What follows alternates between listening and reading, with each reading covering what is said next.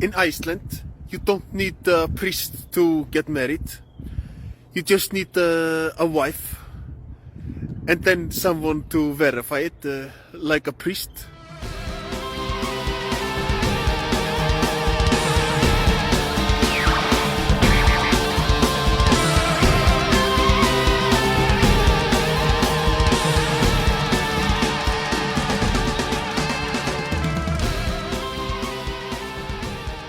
Hey, fun fans, it's We Enjoy, post-Comic-Con edition, post-San Diego Comic-Con, a convention that hasn't been around in a few years, or at least there was one last year that Eric went to, special edition. Eric's shaking his head. He's like, mezzo, wasn't so good. Wasn't the real deal. Wasn't even trying to do the, it wasn't the real deal. We have the Mattitude Eric. I am Matt Fowler. Say hello, Eric Goldman. I say hello as I realize I've got something in my teeth from my dinner. But hello, everyone. Otherwise, I'm great. Hans, babe, this is radio, not television.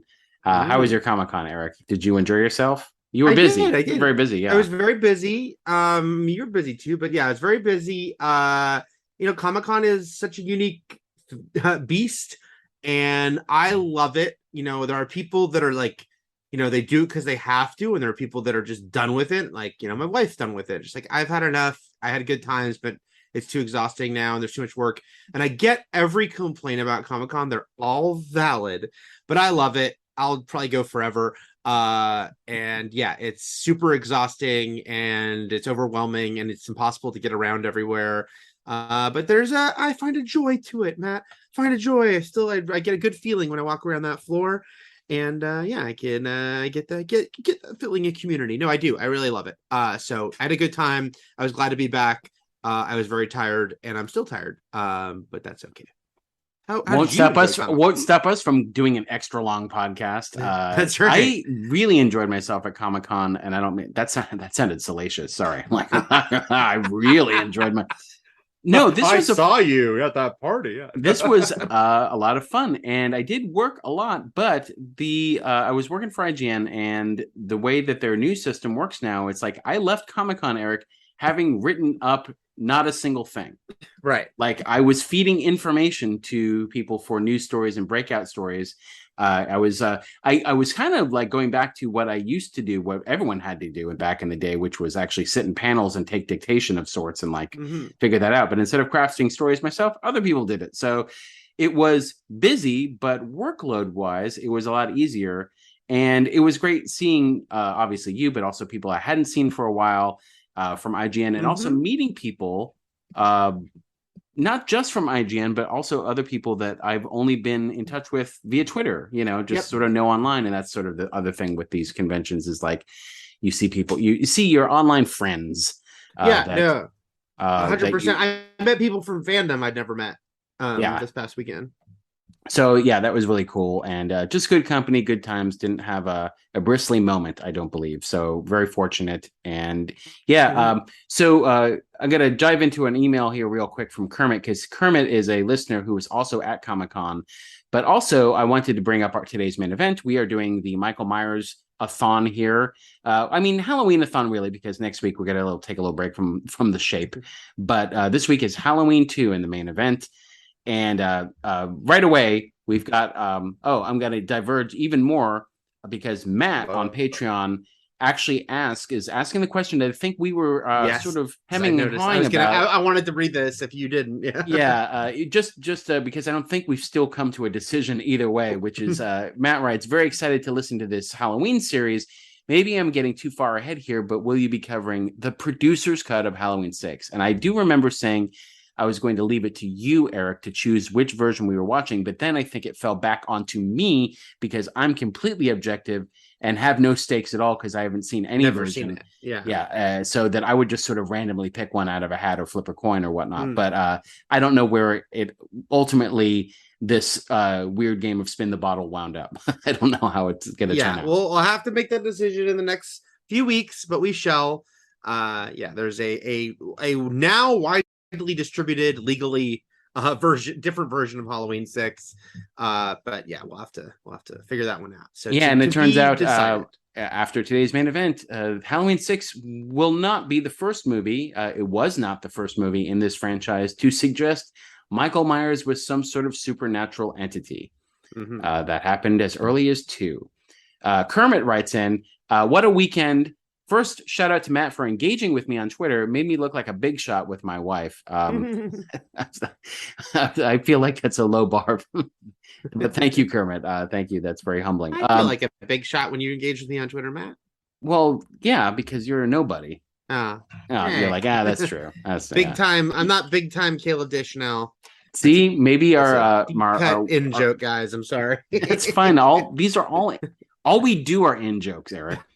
In fact, sometimes we've established them, and I don't think we've established big time Caleb Deschanel. Maybe we did. Big time Caleb Deschanel. We're not going to describe it or explain it. No context. But maybe that's our new the other tier that we were trying to rename on Patreon, which is there'll be the big time Caleb Deschanel. Caleb Deschanel.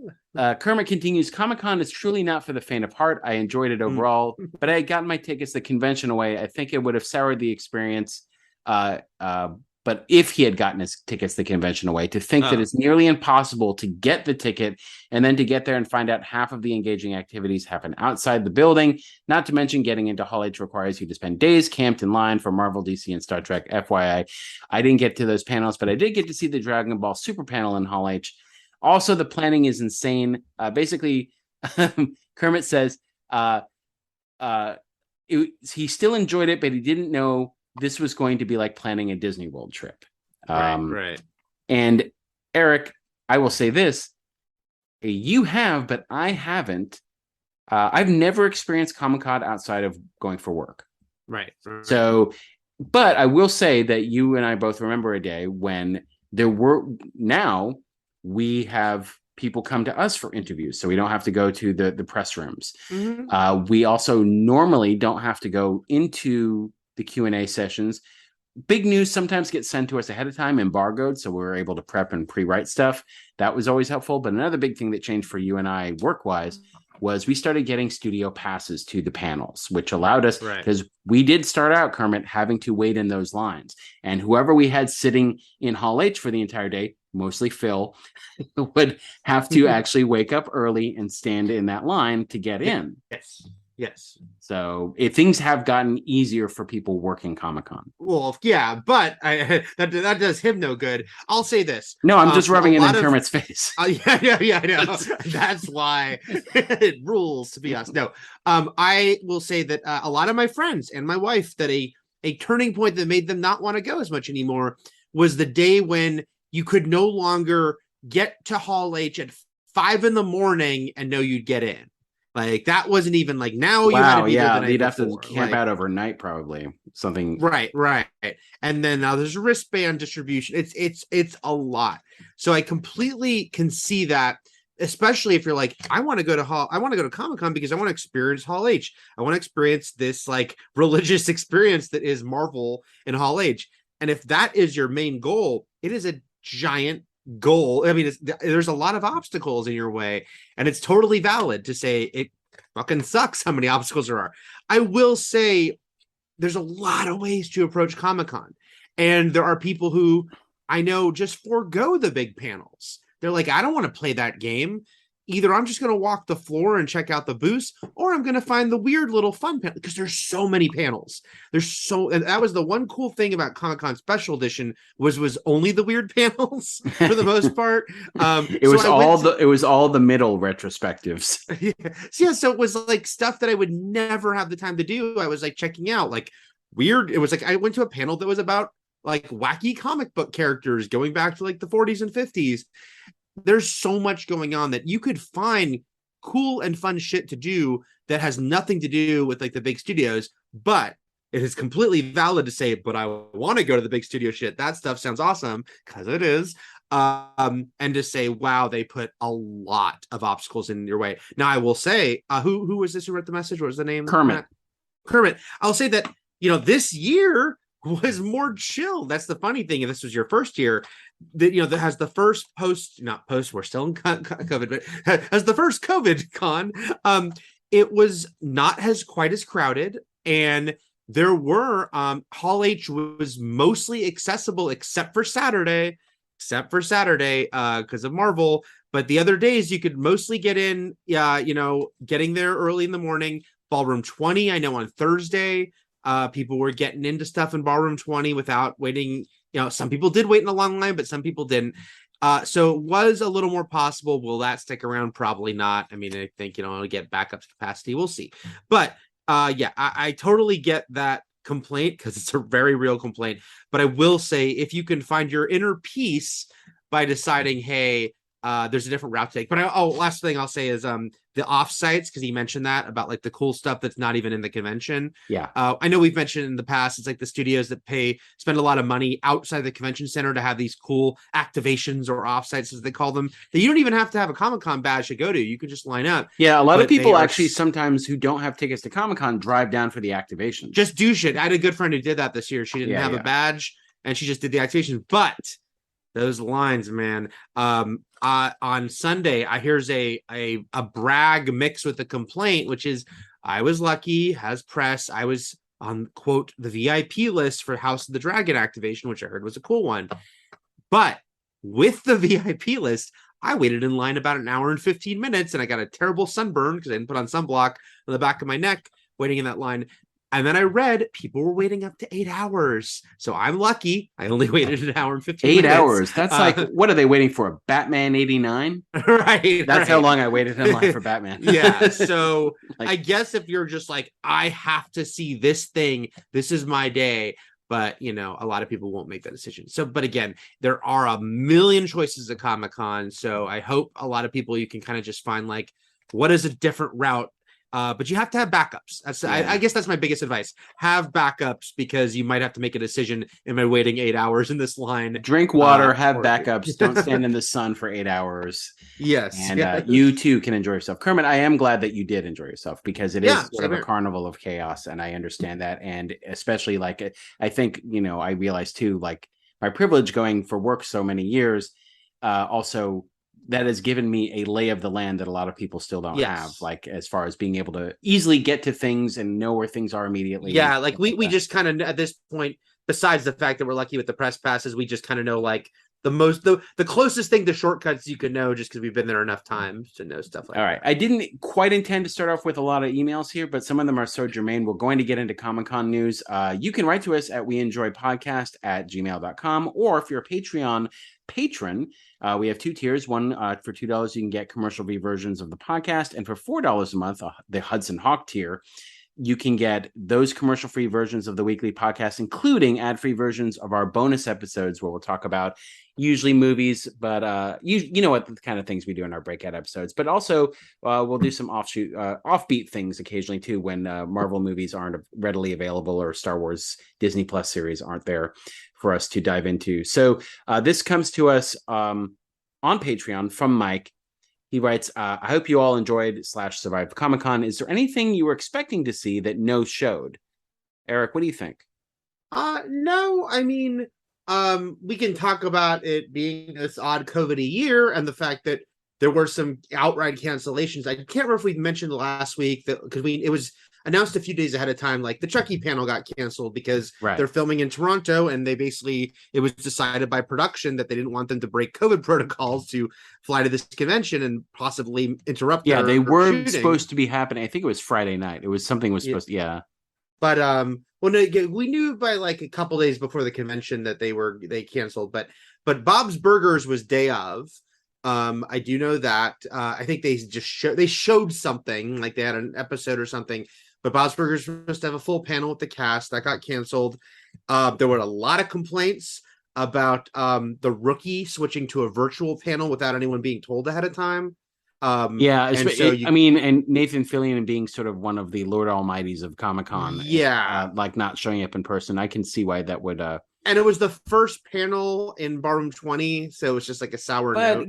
But, unprecedented times and all that shit. It's just kind of like people got to do what they got to do to be safe, Oh yeah, it's look. I thought there could be a lot more cancellations. We had some people drop off of some of our interviews and stuff, but actually at one point I thought, is everyone going to drop off? It didn't. Yeah, I mean, here's the thing: Comic-Con during its heyday, I mean, even before COVID, was known for passing along the con crud. The nerd flu to everybody. It was a big germ spreader to begin with. So I understand why people would either days ahead of time or day of wouldn't want to show up or change the script a bit. As we were hearing, hey, guess what? It's spreading faster than ever right now.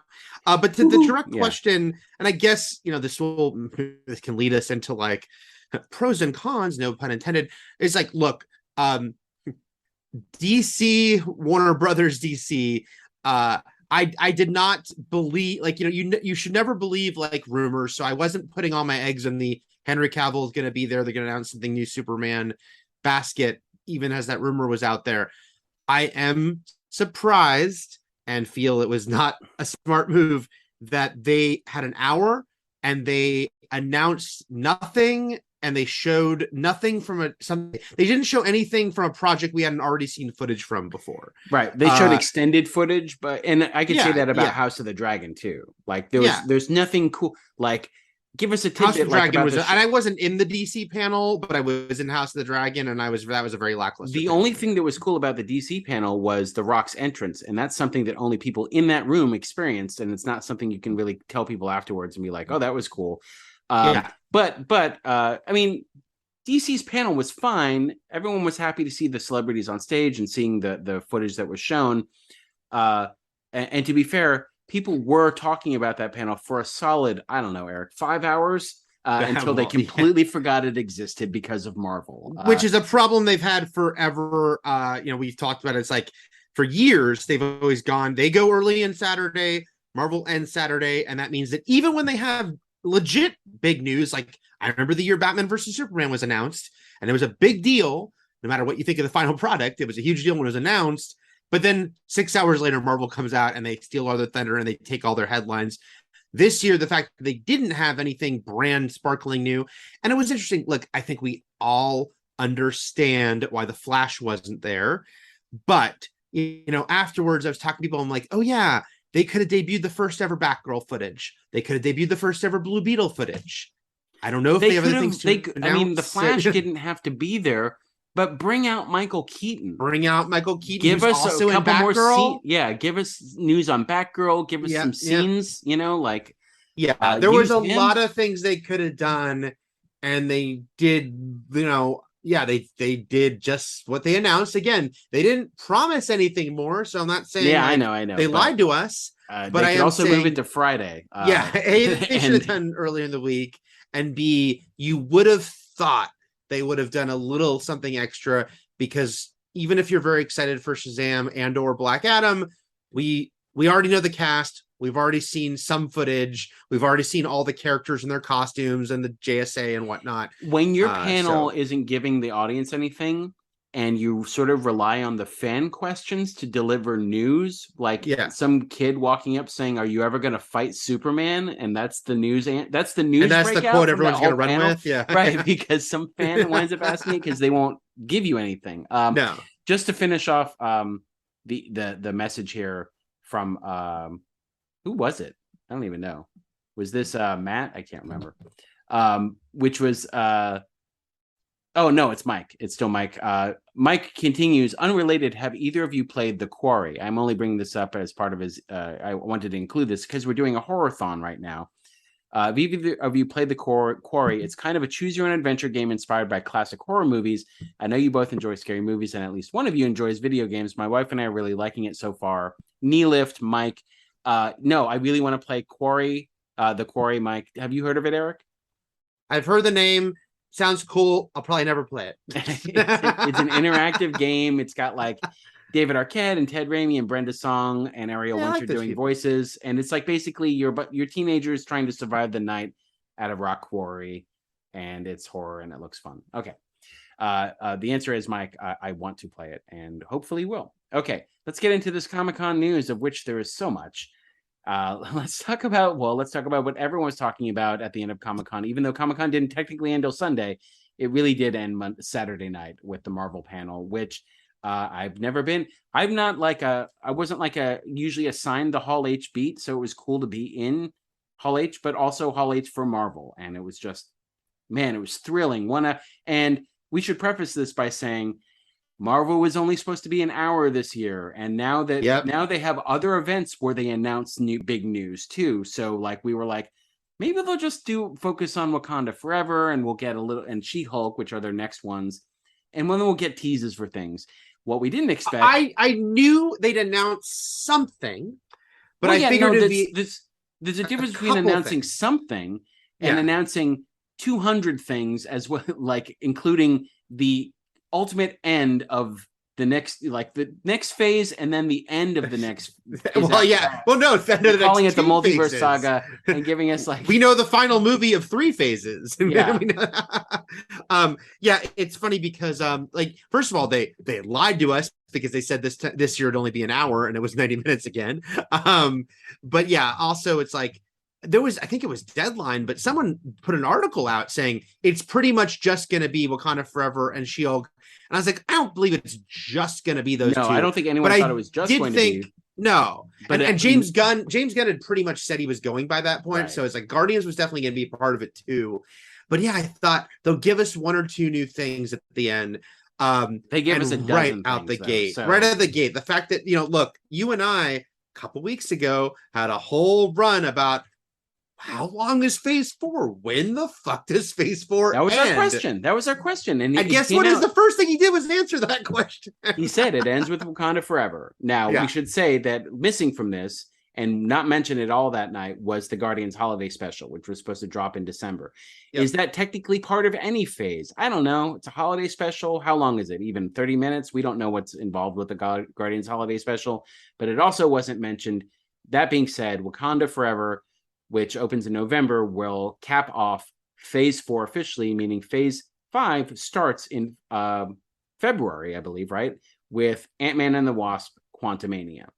And right. But that's like you said, this is the question is, does it start with Quantumania or is the Guardians holiday special? He said, I'm going by what Feige said. I think we're gonna consider anything else this year, phase 4, because he also didn't mention the Halloween special that's pretty much supposed to be Werewolf by Night, which presumably is this year. So that's we also didn't hear anything about Armor Wars, and Deadpool didn't make any silly cameo, even though the Deadpool movies, along with Logan, that Friday arrived on Disney Plus as R-rated movies, and it was a big funny publicity push behind it. So Feige also said that Ant-Man and the Wasp Quantumania kicks off phase 5 for a reason, and that reason is Kang. Right. And let me just read phase 5, and then we'll delve into this stuff. It's the order subject to change, but it seems like the order will be Ant-Man and the Wasp Quantumania, Secret Invasion. Not sure if Echo or Guardians Volume 3 will which will be first, but they're next. Then the Marvels, then Loki season 2, then Blade in November 2023. And then also around that time, probably before Blade, is Ironheart. And then going into December is Agatha, now called Coven of Chaos. It used to be called House of Harkness. Yeah. And then we're going now into spring of 2024. And a very exciting announcement that, again, the trades knew that something was happening. Yeah, something was happening, but I don't think we expected 18 episodes. Like rivaling old network season of TV. Longer than any of the Netflix shows have ever done. Yeah. 8. I'm trying to think. What did the Netflix shows do? 13 for Daredevil, maybe? They were all 13 except for Iron Fist season 2 was 10. Yeah. Daredevil Born Again, which may or may not, how much that's actually based on the comic arc, we're not sure, but it will feature Charlie Cox as Daredevil, Vincent D'Onofrio as Kingpin, and probably other people we know from that universe. And then we've got in May of 2024, Captain America, New World Order. And then in July, Thunderbolts. And Thunderbolts will wrap up phase 5. Yeah. Now, New World Order is interesting. This is the, of course, Sam Wilson's Captain America movie. Only because it's the first Captain America sequel to not have a subtitle that pulled straight from the comics. It gives us an inkling of what the movie is. The Winter Soldier and Civil War, while not a direct adaptations, they never are, still give us an idea of what was going to happen in those movies that was basically right. New World Order has everyone's making the wrestling jokes, but otherwise we do not know what Captain there America is, and you have written here that there's something that's still untitled. That nicely fits into this big sort of gap between Blade and Captain America, like in February, in the February spot, or February or March. I asked right? Disney, can I get a updated list of your releases, because I wanted to see where there were still untitled things that went unmentioned, and there's still an untitled Marvel for And February then, 16th. Then Phase 6, Feige told us the beginning movie and but the final and two movies. I just want to pause for a moment to remind you that it's like, in the moment, to be sitting there and hearing the term Phase 6. Yes. And Well, then we were no. finding So out then he's movies. like, Thunderbolts wraps up Phase 5. We thought that's it. All right. What an announcement. Take us all the way through Phase 5. But he wasn't done. That was the whole point of this, is that he was never done. Right. So he's like, starting Phase 6 on November of 2024 is Fantastic Four, which they've already said is not an origin movie. So via multiverse, we will get Fantastic Four. We will get them in their already fantastic forms. We don't have to go through an origin again. And then what do you mean by via multiverse? Just the fact that people have already seen it before? Because I don't think we know that they're coming from the multiverse. We don't know that for sure. That's a theory. I don't assume that at all. I think that it won't be. I mean, you could be right. I just assume it's like we can meet them and maybe they're introduced on TV or in a movie already. Yeah. Then everything will culminate with 2 new Avengers movies, and that is Avengers: The Kang Dynasty. Again, Kang being super important. I am just assuming Kang and also Doctor Doom will play into being the Thanoses of this. No confirmation. That's just me saying. I know there's no confirmation on Doom, of course, but Fantastic Four is confirmed, so you can make a sort of a leap there, and that will come May 2025, followed by Avengers: Secret Wars in November 2025. And that was the one that people have been speculating about for quite a while, as far as like, all the complaints and that fans may have had about Phase 4 feeling sort of formless, and there's no through line, and it feels disconnected after we obviously just came out of something that was hyper connected for the most part. And, the point of Phase 4 was picking up the pieces after the blip and introducing people to new characters, some who will be the successors to the old heroes.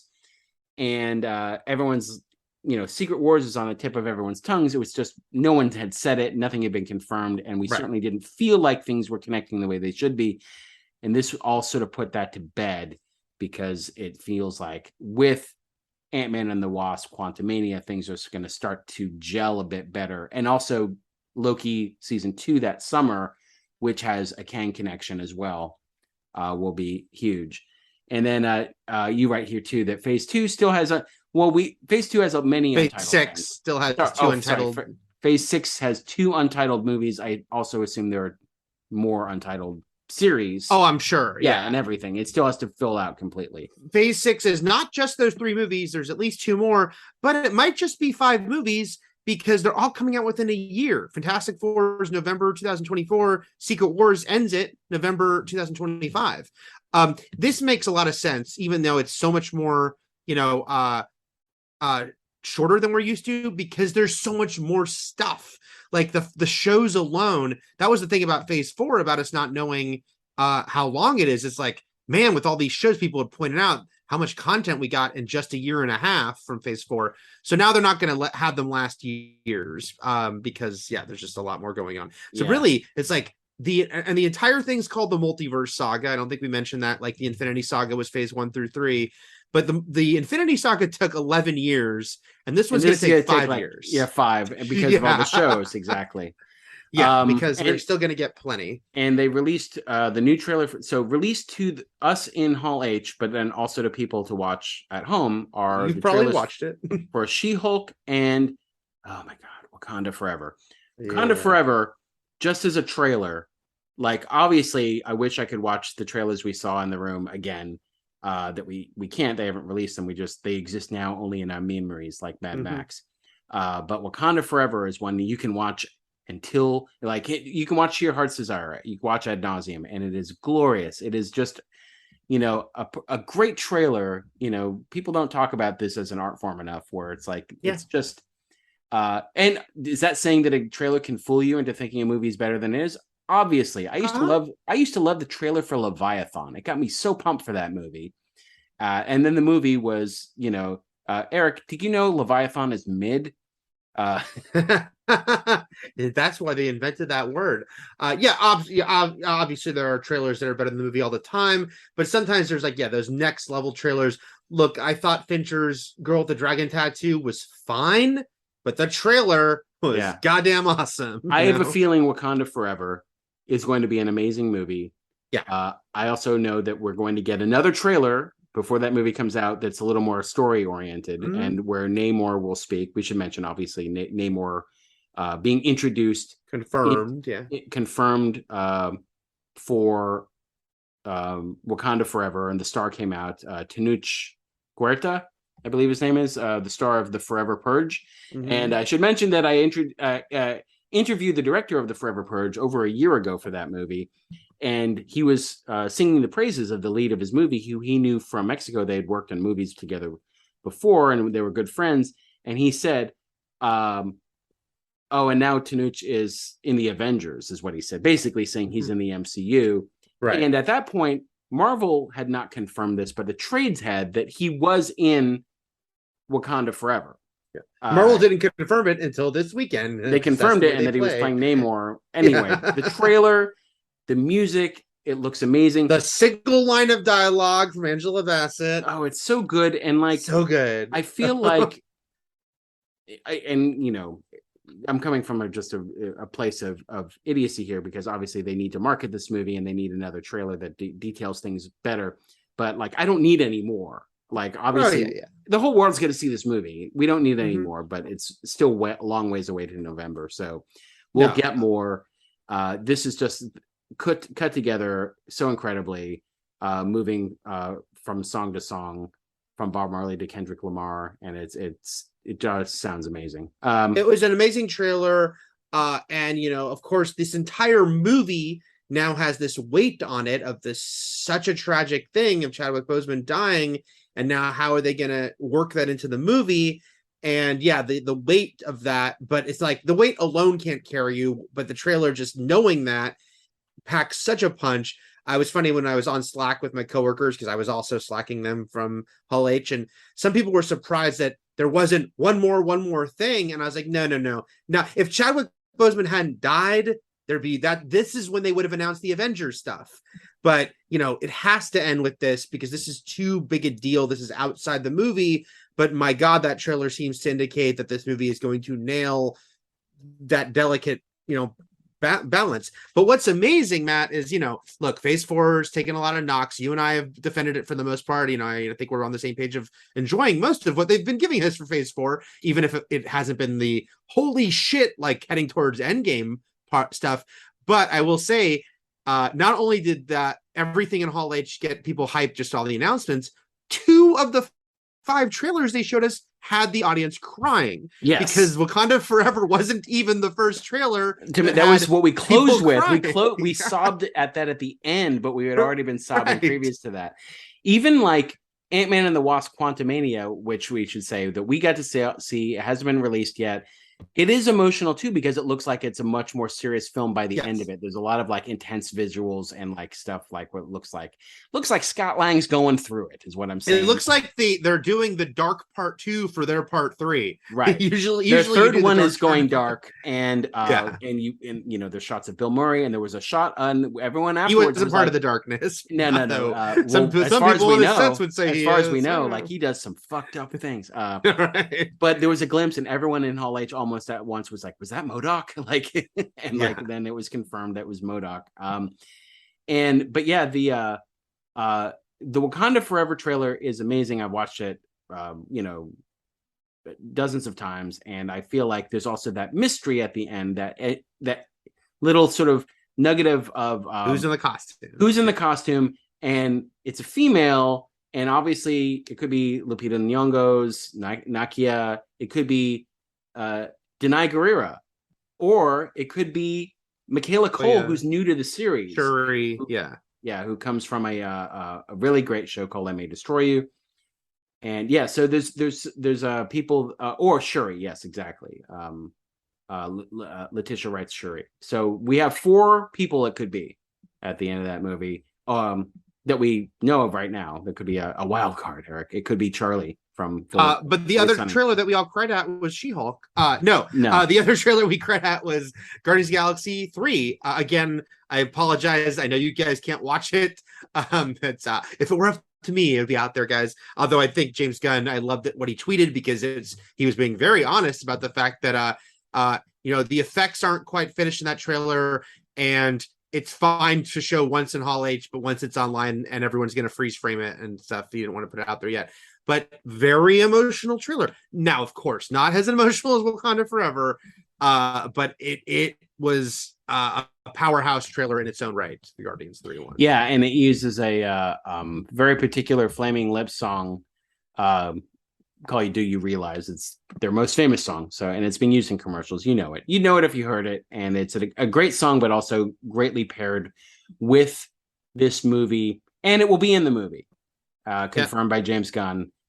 Even though it is not like an 80s or 70s hit, and it's actually because he got the Zune at the end. What's that? Zune. He got a Zune at the end of Guardians 2. Oh yeah, so it probably has more modern songs on it. Right? Yeah. He's gonna be introduced. Now, I do not expect the amazing music from the Wakanda Forever trailer to be in the movie because it's like a mashup mixed with the orchestra and the score and stuff like that. But did you see they put out that Wakanda Forever prequel EP that does include that version of No Woman No Cry? No, I'm gonna watch it right now. I'm gonna listen to it right now and stop the podcast. Yes, so that song seems like it's got to be in the movie because they put out this like 3-song EP. I will say that. And then the final sort of like news that came out a couple days after Comic-Con, when the Kang Dynasty was announced, is that the director, because the first thing people announced was that no, the Russo brothers are not doing these Avengers movies, and it was announced though that for one of the directors, for the Kang Dynasty is Shang-Chi's Destin Daniel Cretton. Well, THR broke it a couple days after Comic-Con. Yeah. So THR broke it. Marvel hasn't announced it officially, but it's been broken. And look, there are conspicuous absences in everything they announced, including, we mentioned some of them, but no mention of the Shang-Chi sequel that is already in development. So now that it turns out he's doing Kang Dynasty, it's like, oh, so is Shang-Chi sequel happening first? And is it one of those movies that has a date that they haven't mentioned? Well, here's the thing. It'll probably be, it could be the 7 to 20. It could be in between Avengers, Kang Dynasty, and Secret Wars. Yeah. Could be. It could be the one that leads into it, or it could be the one before all the Avengers movies. So yeah. Or it could be that one in Phase 5 in February 2024. And then he moves into Kang Dynasty. So a lot of questions there. Actually, yours is better because it gives him more time to direct the actual movies. Right, because you assume Kang to actually do his job and direct movies. Yeah. Instead of just like... But yeah. We still don't know who's directing Secret Wars. We still don't know, a lot of these specifics. But yeah, just like, holy shit. And then, we should mention the She-Hulk trailer. You can obviously watch. It's online. I think it's a really fun trailer. I love that she breaks the fourth wall, which is a big thing from the comics that people wondered if she'd do, both because she doesn't always do it, but also because like Deadpool did it already in movies. But as I pointed out, she did it first in the comics, and she was not. But also at the moment, big Marvel character. And this isn't anything people can't watch, but in the moment she does it, she seems taken aback by it. It seems like a weird surround. Did I do that? I think Bruce even notices it. So yes, it's people said it plays like what's it called? Why am I forgetting? Funny British woman. Fleabag. Fleabag. It plays like a Fleabag moment. Jane Fleabag. Funny choice. Phoebe Fleabag. Yes, and then they revealed at the end of that trailer that Daredevil is in the show, something a lot of people wondered about because it's the two lawyers, but that Daredevil's in that show. So it seems like, look, Charlie Cox is back and he is doing stuff, which is funny because they didn't confirm that he and Vincent D'Onofrio are in Echo. There was no footage shown from Echo along with the Marvel. Again, they have so much more stuff, and D23, they're going to show us a shitload of stuff we should also mention that we did see the trailer that's not released yet for Secret Invasion, which has a very espionage Winter Soldier vibe. It feels the most like Winter Soldier. It's Nick Fury forward, really Nick Fury led, and it, we won't dive into it, but like basically he's really paranoid. He has been contacting his old friends and so on. And while obviously they confirmed that like the comics, it's about Skrulls, and anyone could be a Skrull. which we'll have to see how that works since the Skrulls turned out to not be bad guys in Captain Marvel. So but this is probably a rogue faction of rogue Skrulls. faction. So, but it seems that aside, because they don't show Skrulls in the trailer, we just know they're part of the trailer is very grounded, which is to say, even though it's about aliens in disguise, no one was in costume. Rhodey's in the trailer, but not War Machine. It just Martin seems like Freeman's character is in Everett Ross. Everett Ross. So we're telling you all the stuff we saw, which was a lot, and it filled up 90 minutes. We didn't see anything from the Marvels. We didn't see anything from Loki season 2, Blade, Ironheart. Like there's so much we didn't. So yes, did they hold back? Of course, but they also gave us so much that it didn't feel like they were holding back anything. So yeah, no, that's the power of how much shit they have. But yeah, suffice to say, it delivered huge. It took away any doubts that this year would not be quite as big a deal. And it's on one hand, I bristle at the like who won so and so, but Marvel's so easily is so no one's playing in the same game they're playing, even in terms of like making an impact at this point. That clearly, of course, that was the thing to get all the attention. Yeah, and as far and it was announced that Maria Bakalova, is that how you say your name, from Borat 2, is Cosmo the space dog. Yes, and which is great casting. I love it. And they brought out Will Poulter as Adam, who plays Adam Warlock, who we knew was glimpsed in the trailer. We knew was playing Adam Warlock, but who we didn't know was in it was, and I can't. Let's see if I can pronounce his name. You saw him already in a James Gunn project this year, which was Peacemaker, and it is Chukwundi Iwuji, who played Clemson Mern on Peacemaker, is High Evolutionary. So for those people who read comics, you'll know who High Evolutionary is. Obviously, looks different than he does in the comics because it's not just page to screen, but it's also James Gunn. Let's move into other realms of Comic-Con stuff really quickly. One is that I'm trying to think of like big news. The fun news for those who watch Strange New Worlds and possibly Lower Decks, if you're watching all the new Star Trek even content. Me, who hasn't watched Lower Decks yet, I thought this was really still fun regardless. Yeah, exactly, because I don't watch Lower Decks. But there will be in season 2 of Strange New Worlds a Lower Decks crossover. Well, Lower Decks is an animated series, you may point out. That is true. The actual voice actors playing the characters on Lower Decks will be playing them in live action form. 2 of them, so that Jack will be Quaid and Tawny Newsome. Tawny Newsome, who are basically kind of the leads of that of Lower Decks. We'll be playing Brad Boimler and what's her name, Beckett something Mercer, Clemson Mern. Beckett Mariner. So they will appear as human beings in season 2 of Star Trek Strange New Worlds. And Star Wars has started doing that with their shows, but I believe you pointed out it's only been Katie Sackhoff who's been the voice actor and the live action actor for her character. I didn't point that out, but yeah, there's some rumors of other people who might be doing that soon. No, but I mean, you pointed that out to me. I did. Yeah, you did. You don't remember what you point out. I don't remember. I know. Because obviously Rosario Dawson didn't voice Ahsoka. No. There's some rumors. Yeah, there's some rumors that other people might be doing that soon. But Star Trek doing this is really fun. And they also said that it's going to be an episode of Strange New Worlds with these 2 characters. They also said, again, Strange New Worlds, having fun doing all sorts of wild episodes that kind of like X-Files, but also, Star Trek, but also X-Files, like tonally can be all over the place. And so this episode will somehow involve animation. Anson Mount made a joke about how he looks great in animation. So somehow, because also Lower Decks takes place long after Strange New Worlds. Lower Decks is like next gen era. And so there's going to need to be an explanation for what the hell's going on, but I look forward to it. What the hell is going on? What other big news happened at Comic? Well, we should mention The Walking Dead. Yes. Finally explaining the Rick Grimes. When they announced this years ago, was it 2 or 3? Okay, so here's the deal. As the person who feels like they're the only person in the world still watching Walking Dead, which is not true at all, but it sure feels like it. Sure. Meaning me. Yes. 3 years ago, they announced that first they got really big for their britches and announced that when Rick Grimes left the show, when the character Andrew Lincoln left Walking Dead, he was taken away by a clandestine group that we would come to learn more about in Walking Dead World Beyond, but we still didn't know the whereabouts of Rick Grimes. Then eventually, Denai Guerrera left the show as Michonne, following Rick, like on the trail of Rick. Both of them now leaving behind their daughter and son, and so we desperately needed closure on this, if just not to know why they were never able to return to their kids. Why Rick could never come back for Judith. And so it originally was going to be a movie trilogy.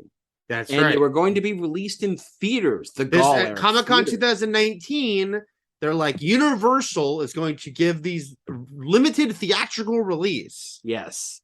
Then it became, which already, I mean, Walking Dead already, it was already gone waning. beyond its peak. It was already waning, and it continued to wane even more in the absence with Rick gone. With the main star gone, it was going to dwindle anyway. All shows do that.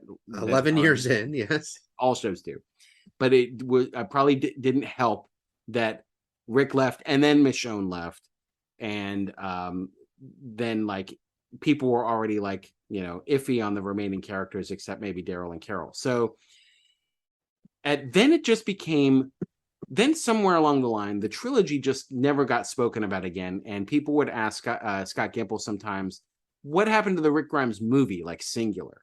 Yeah. And it just became this movie that never came out. And the more we reach the end of this show, the more fandom seems to have dropped off the face of the earth, just as far as like conversation online goes and buzz and stuff like that.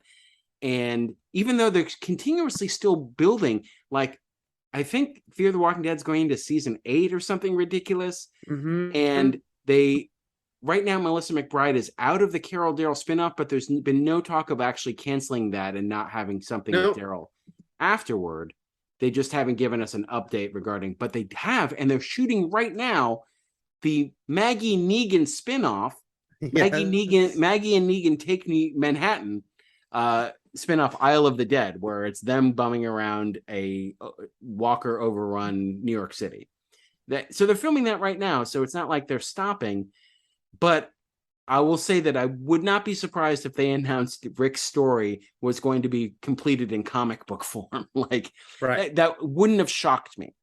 But they've split the middle. They basically like compromised, and Rick and Michonne, so Andrew Lincoln and Denai Guerrera, showed up at the end of the Walking Dead's final Hall H panel to announce that there will be a 6-episode series wrapping up, giving closure to that storyline that I think will only be on AMC Plus. I think so too. Yeah. So that was big news, and look, I'm gonna watch it because I want to know what the fuck happened. So no, I mean, as someone who hasn't watched that show in years, it was big news just because, like you said, it was always a grandiose, sort of ridiculous thing to hear they were doing 3 movies and they'll be in theaters at the point they did. But then it was also horrible to think that there would never be closure on the main character from the show and a very popular other character if they just never were seen again. It's one of those things too, where or they just found skeletons in the final episode. Look, it's look, it's Rick and Michonne. It's last season's losers. Like it's just like they're dressed in Hawaiian shirts. Yes, and I feel like that. If they announced movies like after season 4 or 5, my God, like they would have actually made those movies. I mean, this was simultaneous. At the time we were hearing about these Rick Grimes movies was when Game of Thrones was nearing its final episodes, and again, whatever you think about Game of Thrones, how it ended now, a lot of people said at the time, and I think it's absolutely true, they could have put the Game of Thrones finale in theaters and made a lot of money. Like that was a genuine giant event, that people were like, or at dying least to see. At least the Long Night episode, like the big Night King. Well, I'm saying people who didn't know they were going to be disappointed by the finale. They could have put the final. Oh yeah, I know. But I'm saying like battle wise and cinematic wise, like the finale didn't have a lot of action. Is what I'm saying. Mm-hmm. Anyway, let's move on from Comic-Con stuff. What do you have to add at the end here? No, I mean, I'm sure I'll think of random things later. It was really fun. It was fun to see everyone. And yeah, just to reunite with everyone. Matt and I, we began before we started recording saying how so far we haven't tested positive for COVID, and knock on wood, we continued to not. It was obviously a very calculated risk to be there for anyone. We kind of were there for work, but it doesn't mean that. But it doesn't mean we had to go to like the parties. No, like didn't have to go to the parties and which is hobnob where with it was way with more friends, likely to get COVID. But also, I was in panels. Like as part of my job, I had to go sit amongst thousands. But no, people. it was really good, and hope everyone's feeling okay. And we know some people who did get COVID after. So far, so good as far as like people seem to be okay. But no, it was overall, I think, a very positive vibe there, and people were just kind of excited to be back. Famous last words for me, as I say, I've been dodging this spring summer COVID like it's bullet time, because I went to an outdoor music festival, I went to a wrestling event, I went to Germany for 2 weeks, and so far so good. So what? That's a Megadeth album. All right. James, San Antonio Mike, and Ben, I'm so sorry. We're bumping your message to next week again. Is this Lindsey Buckingham on what up with that? Maybe. Sorry, Lindsay, you're bumped. What up with that? Ben actually wrote in again saying, I got excited when you mentioned my name last week, and then bummed when I realized you were bumping the question. Well, we're doing a repeat of that again, Ben. I'm sorry, Ben. All right. And James too. James had a lengthy chunk, but we'll get to you three next week. I'm saving them right here, saving them. Okay. And again, you can follow us on Twitter at We Enjoy Podcast, or the Matt Farlow and the Eric Goldman. Already talked about Patreon at the top of the show.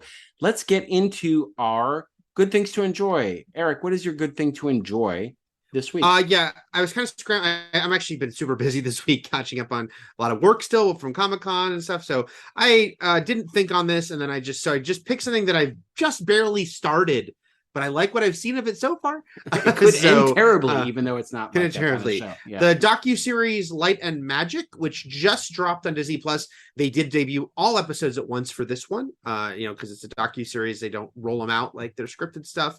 But this is the story of Industrial Light and Magic, who, of course, the special effects company that George Lucas founded specifically because he needed people to make special effects for Star Wars that were unprecedented. And so because no one could do that, do what he needed, he formed a company and they had a warehouse in Van Nuys where they, changed cinema history. And the first couple episodes, the only parts I've seen pieces of some later ones, I should say, from some press events.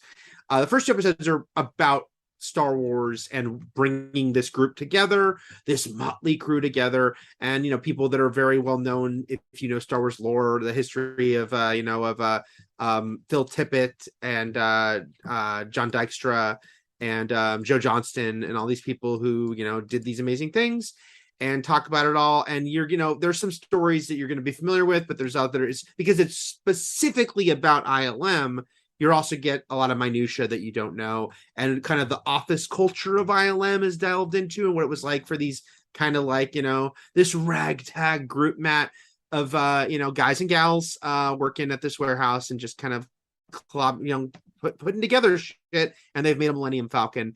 And there's, just some really fun stories, really cool stuff. Also, I've mentioned this before with Disney docuseries, but I always appreciate that they don't keep out stuff from other studios, specifically this one though, because it's about ILM.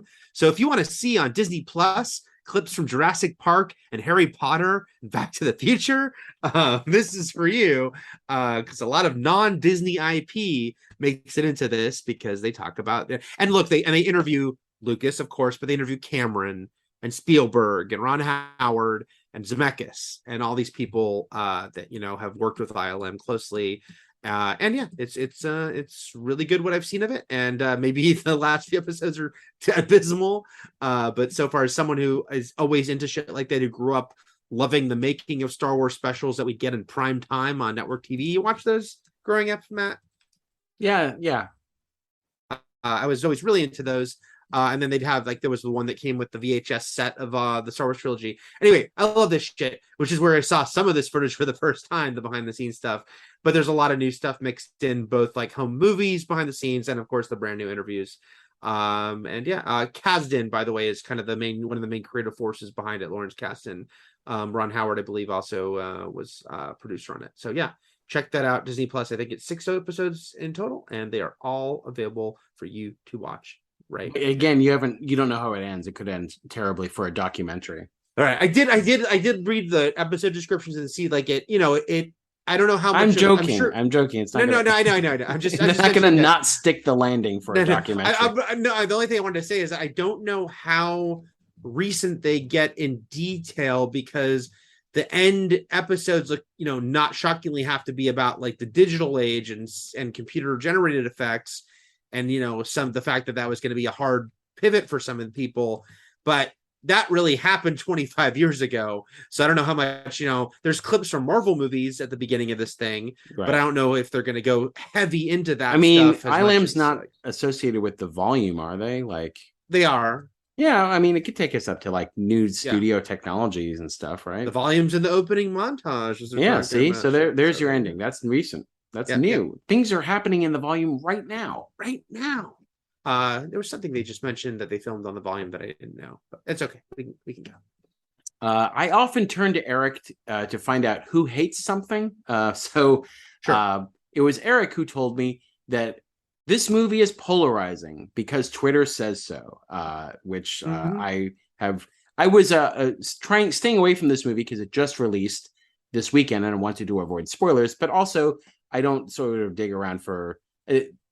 Most negative criticisms don't fall on me because I don't go down that well often, but I still obviously this movie. So my pick for the week is Nope, which opened this past Friday. It is Jordan Peele's the third movie he has directed, written, and produced. It's not the first movie he has written and produced, but it's directorial wise, it's his third.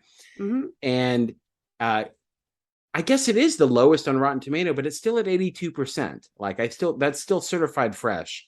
So I don't know how polarizing this movie is technically. Well, also its audience, its opening night audience score, I think, was lower than his other two. Yeah, it is lower. It's like it's the lowest Rotten Tomato. Like I think Get Out's like 99 or 98%. And I'm going to remind Matt, I haven't seen this movie yet, so I hope you tread carefully. I am. I'm not going to say much because I'm going to try to get again because of Comic-Con. I was like, God damn it! I know, but how many times have you talked about movies that I haven't? No, I'm going to see.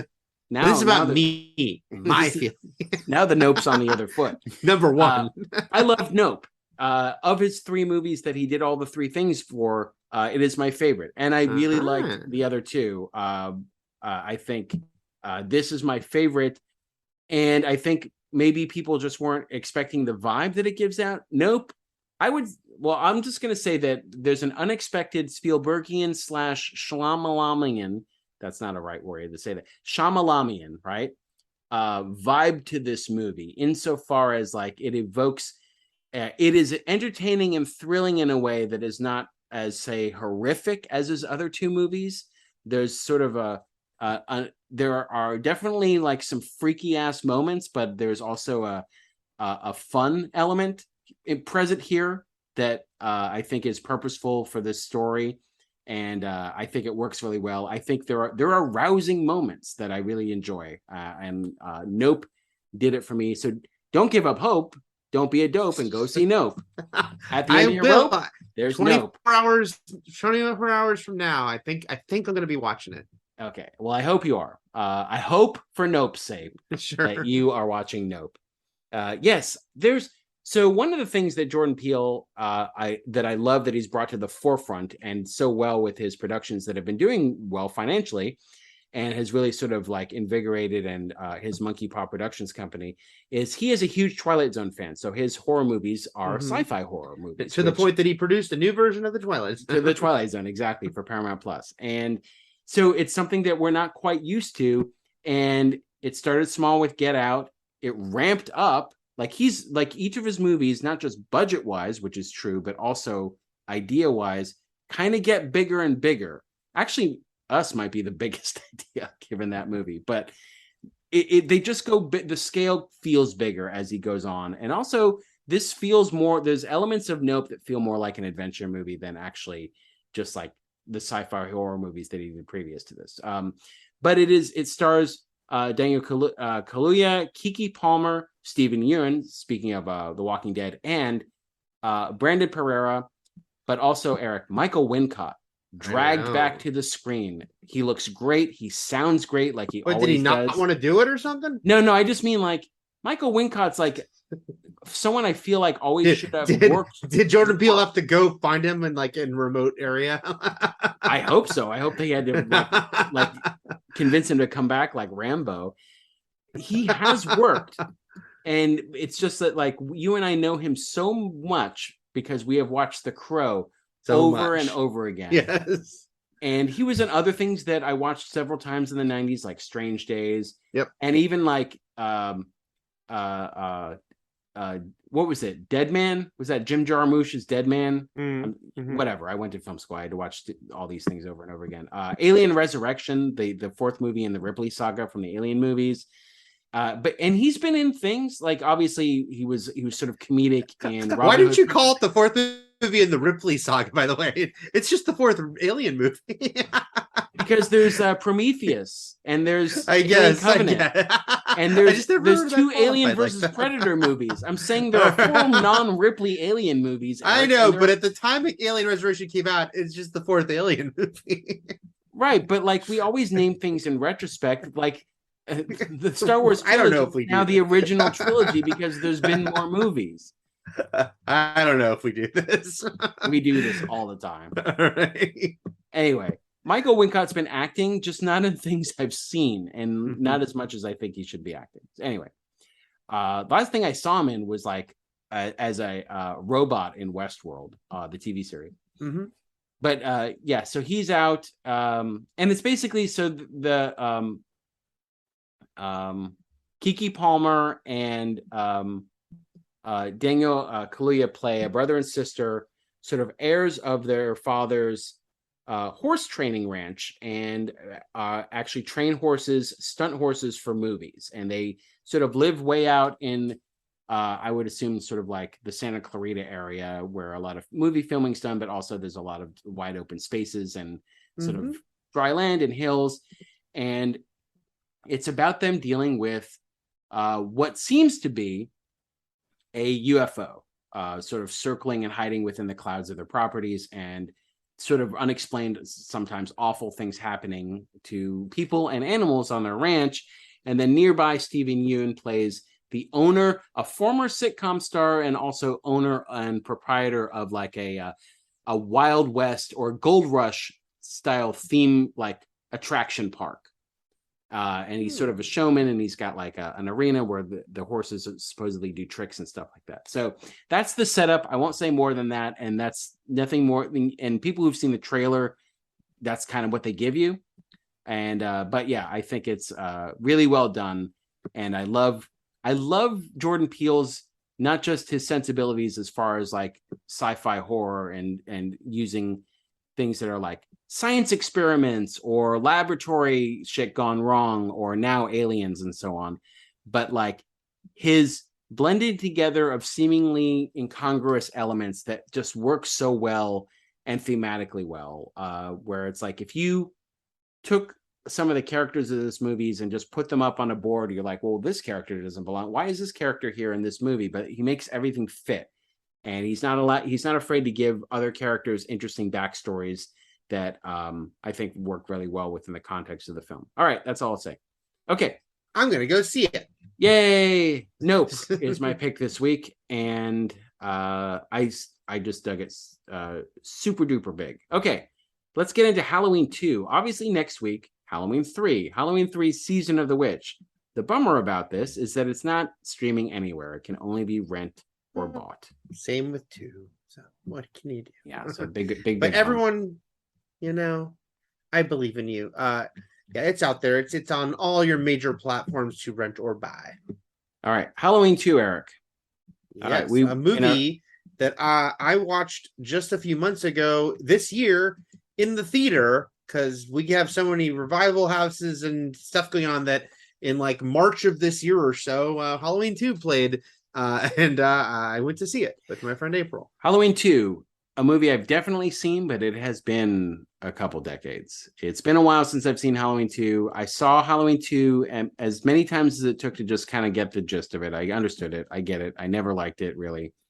It's more interesting in the fact, like, its existence is more interesting than its actual story, which is the fact that, like, Halloween influenced an entire movement and era of horror slasher movies that it then had to be affected by and infected by itself going into its second movie. Like, Yes. the success that it brought about in the industry horror wise made its sequel happen, but also its sequel feel very different from the first movie, and giving it what we would call the sequelitis or horror sequel trademarks that were, so basically Halloween 2 borrowed more from the Friday the 13th movies than it did from itself, even though it influenced Friday the 13th. Yeah. It's I mean, only one Friday the 13th movie had come out at this point, but a huge success in its own right. Not as big as Halloween, but still a huge hit. And of course, no one would argue that Friday the 13th is as good a film as Halloween, even though I like the movie. But of course, what did Friday the 13th have that Halloween didn't have? Very gory and like makeup, creatively with the makeup, Tom Savini coming in and doing these cool, gory deaths. That was not in Halloween because it wasn't what Halloween was about. But then Halloween 2 happens, and yeah, like you said, it's like this strange thing of like the movies that were ripping it off, now it's trying to catch up to in this. Yeah, basically the monster it creates is now sort of in control of this franchise, you know, when it wasn't intended. And we talked last week about Halloween, how it, you know, at first glance, it feels like a slow movie. If you're really a lover and appreciator of Halloween, like, it doesn't feel slow. It feels like very purposeful. You're never like bored, you're never feeling it dragging. Whereas this movie feels very boring and very draggy. And so it's all about the execution. So you have while more having murders. like 3 times as many deaths. Yeah, like there are more murders. There's a way Yeah. higher body count. So why does it feel like such a trudge most of the time? It's so inert. And you know, John Carpenter and Deborah Hill wrote this very quickly and very begrudgingly, sort of, and also very drunkenly, if you ask John Carpenter in interviews about how this movie came about. And they originally wanted to set it a couple years after, but then it was just switched up so that it would be set in a hospital the night of. Which, by the way, makes it a very unique sequel. It's not often, even sequels that do where we're going to pick up the moment the last one ended, don't stay on that same night. So the fact that the entirety, prologue aside, you know, the entirety of Halloween 1 and 2 are pretty much in a 24-hour period is, you know, fairly unique. What's interesting here is that the end of Halloween shows Michael getting shot 6 times, him falling out of the window to the ground, and then leaving. The magic of that is that it leaves it up to us to determine how supernatural he is. Like, what kind of, like, is he really sort of an incarnation of the boogeyman? But since we don't see him walk away from this, we don't see how injured he actually is, going into a ditch and dying somewhere, or walking off and being super hurt and making his way to a hospital, getting caught eventually. All these, a multiverse of fates is out there, but it's up to us to sort of decide in that moment what it is. That moment itself is very freaky too, because like, he's just gone. Yeah. Here, picking up the night of, we have to almost immediately admit to ourselves that this is an actual boogeyman of some sort of supernatural origin, because he's walking around and we're getting his POV shots with these bullets in him as if nothing hurts and nothing is affected. He's not limping. Nothing's wrong with him. Even when he got stabbed in the eye in the last movie, it like fucked him up and his eye was messed up. So this is really, and then, you know, early on in the movie, someone's watching Night of the Living Dead. And so it's sort of like thematically, if we're talking about the first one having The Thing in it, this one having Night of the Walking Dead, it's like there is an undead zombie quality to Michael Myers in this, that they just decided, fuck it. Yeah, nothing hurts him. And it's something that will obviously be a big part of the series going forward, even in this new continuation that's happening right now. But yeah, they went really hard with that really early here, forcing us into the body of Michael Myers right after he's shot. And like, it feels weird, Eric. It feels really strange. Yeah, a couple things I'll mention about the beginning, which is the end of the last movie.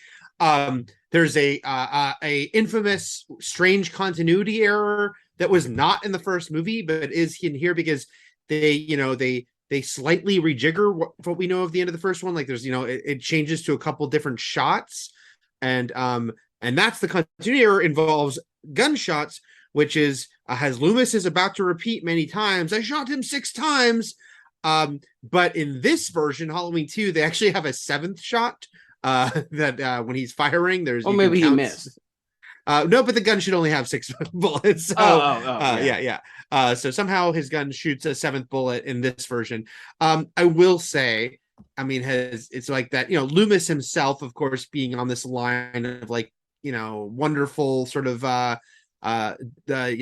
coming to a Van Helsing figure, but also telling everyone there's doom afoot, but also it can be very easy to parody. I do love the way we cut to credits, which is is this some kind of joke? I've been trick-or-treated to death tonight. You don't know what death is. And then he runs off and the Halloween theme kicks in. So that's great. Yeah. Well, you don't know what death is kind of his best line. Because he still goes super hard with kind of repeating a lot of the things from the last movie, re-explaining himself to new characters that he's just sort of he has to reintroduce himself to some people and give a spiel about Michael yet again. And it's for obviously the characters on screen's benefit, but also people who may not have caught the first movie, because again, this was a different era when if you missed a movie, it wasn't easy to just see it again. Yeah, this is 3 years later and people couldn't just rewatch it. And we mentioned this last week, but like the original Halloween made its regular TV debut around the same time this was coming out.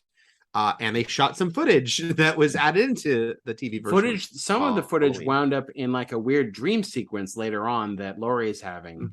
But yeah, we should mention that the footage was Loomis talking to sort of a teen Michael in a room. Yeah. And then also him appearing before like a review board on behalf of Michael Myers. Yeah. And wasn't there like another thing where it's like they looked at the room where Michael broke out of and he wrote "sister" on the wall? Yes. Okay. Yes. Yeah. That was added in there. This is something I'm like just trying to reverse remember. retcon foreshadowing was put in, which so the works. Weird part about this is that I mentioned last week for Halloween, I first saw Halloween on TV with these scenes. Right. And sure the sister thing played no part of that movie either, so it was really strange. Well, again, because he killed his sister already. Yeah, I it guess, could just be like, and maybe it can be. Like, I'm trying to think what I thought at the time. Maybe I thought that he's Laurie like, I'm was glad I killed her. A stand-in for his sister, right? Like he's looking for anyone with 2 heads and an arm, 2 arms and a head. 2 heads and an arm. Opening credits, I want to mention. It is cool variation on the first one with the skull splitting open, and the pumpkin splitting open, and there's a skull inside. Yeah, it bugged me that the pumpkin was different. I understand that you're going inside to see the skull. I get that, but like it's not the same jack-o'-lantern as the first movie. This is the Halloween 2 pumpkin, man. I don't like the Halloween 2 pumpkin. And a couple notable, the nose is too big. Yeah, like couple notable credits. Dina De Laurentiis joining. Oh, first of all, this movie, of course, being put up by Universal. We should mention because the original was the #1 independent movie ever, huge hit, and now you got Universal on board and a bigger budget. And Dina De Laurentiis is on board, as one of the producers, a sort of famous old Hollywood producer. And I also noticed that one of the editors was Skip Skolnick, who do you remember who Skip Skolnick is, Matt? The name is familiar. He directed several episodes of Angel, and the character Skip was named after him. The funny demon Skip on Angel was named after Skip Skolnick. Dean Cundy returns as cinematographer. There's still some cool shots in this movie, but the most important different credit, and the reason this movie, obviously, I think, doesn't work for the most part, although I enjoy it for what it is, but that's a huge caveat. New director Rick Rosenthal, who this is his claim to fame, is Halloween 2. He would go on to direct some weird ass movies like American Dreamer and Ruskies. And Bad Boys. And then eventually, I've always heard about Bad Boys with Sean Penn from 1983. I do, that has its own little following. And then, but then he would come back. He would come back to Halloween. Yes. For Halloween Resurrection, a movie you will be seeing for the first time in a few weeks. This is the other movie besides 6 that I haven't seen. Yeah. Okay. But yes, clearly not the director Carpenter is. And so even though, it's like, look, there are certainly some issues with the script here and the fact that John Carpenter himself trashes this movie a lot and trashes its big plot twist a lot. That's all valid. But I also think that, you miss Carpenter's sort of artfulness here. Well, and I think like you I was feel saying, that like pretty early. Why does the quote unquote slower movie feel more like engaging and absorbing than the faster paced, higher body count moving that feels like an absolute chore? Like I don't know. Yeah. Like and it's the director. I will say Halloween 2 has a really rad poster. The skull pumpkin. I remember from my youth. I didn't see this movie till way later, but yeah, I remember that poster very well. When Halloween Horror Nights did a Halloween 2 specific maze a few years ago in Orlando, where they have more space and they can do these big elaborate things. Was it just the hospital, really? Yes. A little bit. They do they do some stuff outside first, and they have the kid with who ate the razor and some other stuff. But yeah, it's mostly the hospital. But the entrance was that poster, Matt, like a giant, like they the skull pumpkin, and it looked awesome. And then I'll say, yeah, it's like up front here, like, look, there's some cool shots throughout. Gene Candide knows how to shoot good shots. And so like I really like the shot where the old couple, where she's standing in the doorway talking to him and Michael's standing behind her. That's really cool. But I think you quickly again feel that this isn't someone as artful when Michael kills the teenage girl, and it's kind of this goofy shot where he leaps up like, woo! It looks terrible. It looks terrible, Eric. And like, it's like, what is that? Yeah, there's a weird music cue that sounds awful. This just feels like this is like a fucking clown move right here. It seems terrible. And that razor blade apple kid, which is gross. We should mention, those who didn't grow up in the early 80s. There was a mass hysteria abound that was out there to sort of freak out parents. That was really born of not much, if not nothing, of somebody lying about putting razor blades in apples. It all came back that the guy was full of shit. And but yeah, it didn't mean that all of our candy had to be checked. All of our candy. Inspect our candy.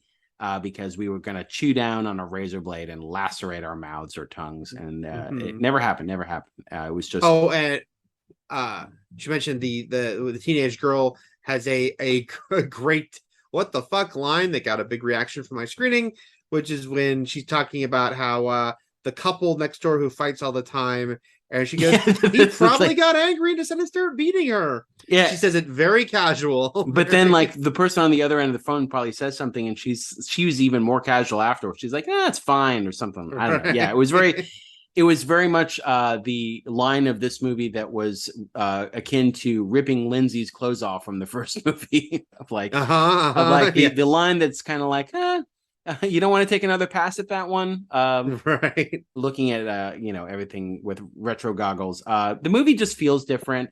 They have the Carpenter score, but it's a different synthesizer type sound. Some of it's organy. The movie even starts with Mr. Sandman and closes with Mr. Sandman, which is great. I mean, it's Mr. I don't Sandman.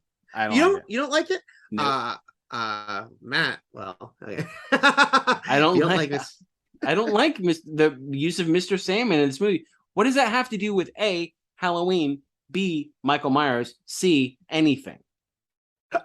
It's cool and creepy old song. Nice. Well, if that's the case, any old song is creepy. I don't know. I think it's pretty cool. But part of that, again, because I have that thing with when you love slasher movie series, which are always filled with bad installments, you end up eventually kind of strangely loving them all, even though some of them are terrible movies. Oh, I get that. I understand. And so Halloween 2, I understand, is a weak movie, and especially a weak movie has a sequel to Halloween. It seemed like it was going to be the only other Michael Myers movie. Yeah. What a weak follow-up.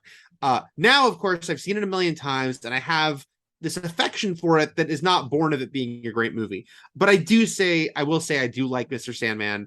It's just like kind of a cool, like the vibe of it, even though yes, it has. And I say that's the only thing you're wrong about Right. in life. I'm just saying, you might not like that song again as we continue on. No, I didn't like it at the end either. But yeah, it's what else was I gonna say? The score it is more 80s. I mean, we're in the 80s literally, and it's more synthy. It even leans more into that. Also, we should mention that it has an interesting credit. Again, Carpenter being like still very involved to a point. But yeah, there's a funny credit which is music by John Carpenter in association with Alan Haworth. So you wonder how much he was doing. Alan Haworth will eventually just be scoring these movies after Carpenter completely steps away. But so this is like the two of them working on it together. Yeah, and Haworth was a composer and a sound effects editor. So yeah. So Halloween 2 actually once again separates Loomis and Laurie for the bulk of the movie, actually brings them back together at the end for more, at least a little more than they were at the end of the first Halloween. But for the most part, they're still doing their separate They have story. a little bit of an actual team up at the end, yeah. But at this point, this movie starts by people learning things like the new cops in town, because the sheriff sort of takes himself out of the game really quickly. I mean, he's just a deputy. Discovers... He's just a deputy we didn't see in the first one. Well, I'm just saying, like, the sheriff leaves soon. First of all, he's had it up to here. People can't see. I've got my hand up to my head. He's had it up to here with Loomis. But then when he finds out that, because this is a moment the original movie never intended, when he finds out his daughter was one of the three killed, Annie, he leaves. And then we've got Hunt, the new dude, who I will say later in the movie is actually pretty good, even though nothing comes of it, when they're still trying to determine if a charred body is Michael Myers. And they're like, it probably is, but Loomis is like, we can't assume it is. And this new guy, Deputy Hunt, is like, okay, sweep everything. Like he believes Dr. Loomis and is going to keep searching. Again, like I said, ultimately it doesn't pay off, but yeah. We'll get to that burnt corpse in a minute, but shout out to Nancy Loomis for returning just to play the corpse of Annie. Yes, yeah, that was her. Once in a while that happens. It's not the only time in these slasher movies that something like that happens. Yeah, but someone comes back to do a little corpse work. I feel like the most corpse work has probably been done in the Saw films. Yeah, you're right. You're absolutely. I feel like that's the most people ever coming back to play themselves, including either dead or Lee Wanell. Yeah. So, and we should mention, of course, different person playing Michael. Castle not returning. Dick Warlock, and like Jason, kind of quickly establishing that this will be a character played by different actors all the time. But that Dick Warlock, and I know I mentioned this when we did the Child's Play movies, a very successful stunt man, but also stunt coordinator. The reason I had the box from the Child's Play 2 set, because he was stunt coordinator on that. His nephew worked for my dad, but also he worked with Carpenter a lot.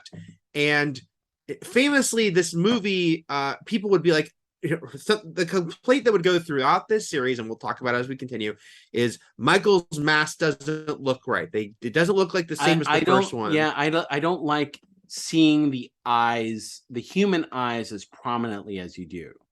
But also we should say that it has now been fairly firmly established.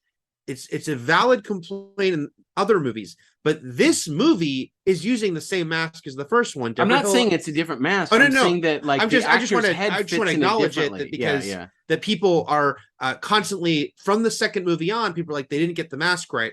This movie, they got the mask right. They just used the mask from the first one, but there's two factors at play here. One is a different person wearing it, because it's not Jason's hockey mask that is just like hard shell. It will conform to person's face, and Dick Warlock does not have the same face as Nick Castle, and it looks different. And then you're absolutely right, Matt, that it's not filmed the same because he's not as good as shadows and stuff.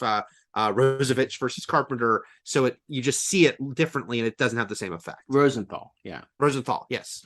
Yeah, it's so yeah. I'm not a big fan of seeing like the human eyes in there. It just doesn't look as good. But that's that feels like on the a low rung on the ladder of complaints for this movie. But yeah, Sure. I do agree that it doesn't look as cool. Then we've got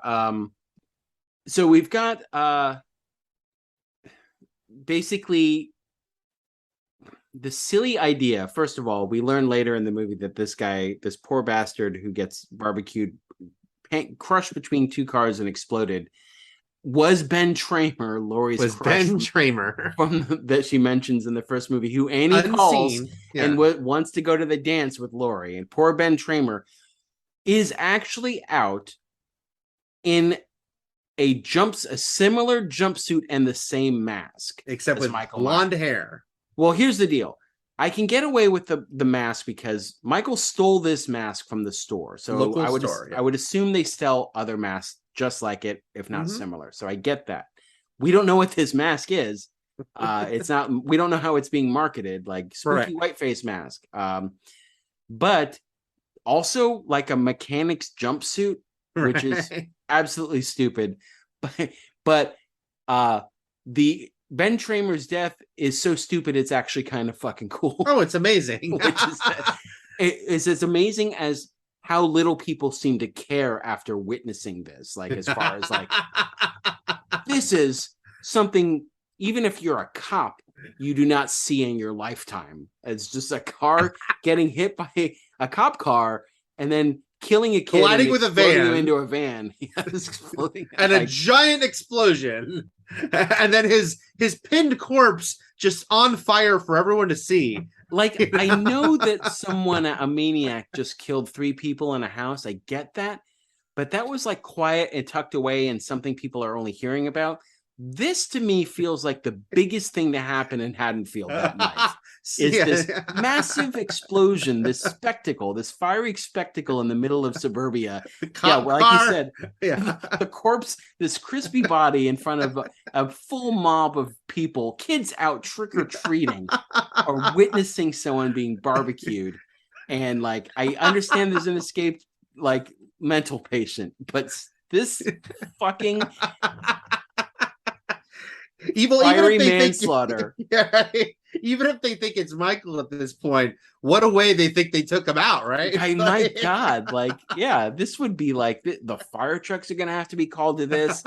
More police than they can spare, and gonna need to like cordon all this off. This is crazy.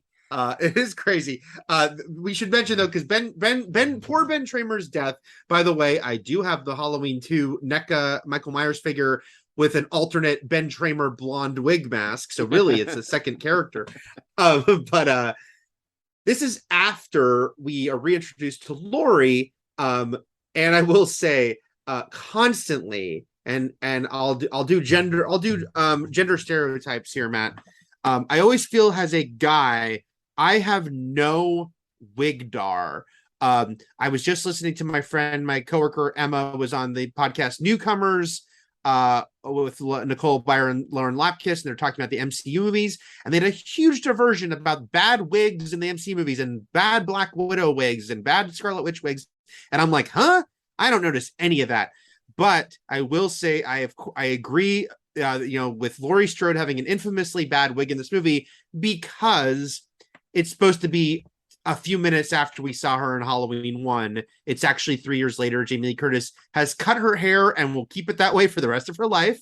As far as so far, she's kept her short hair since like 1980.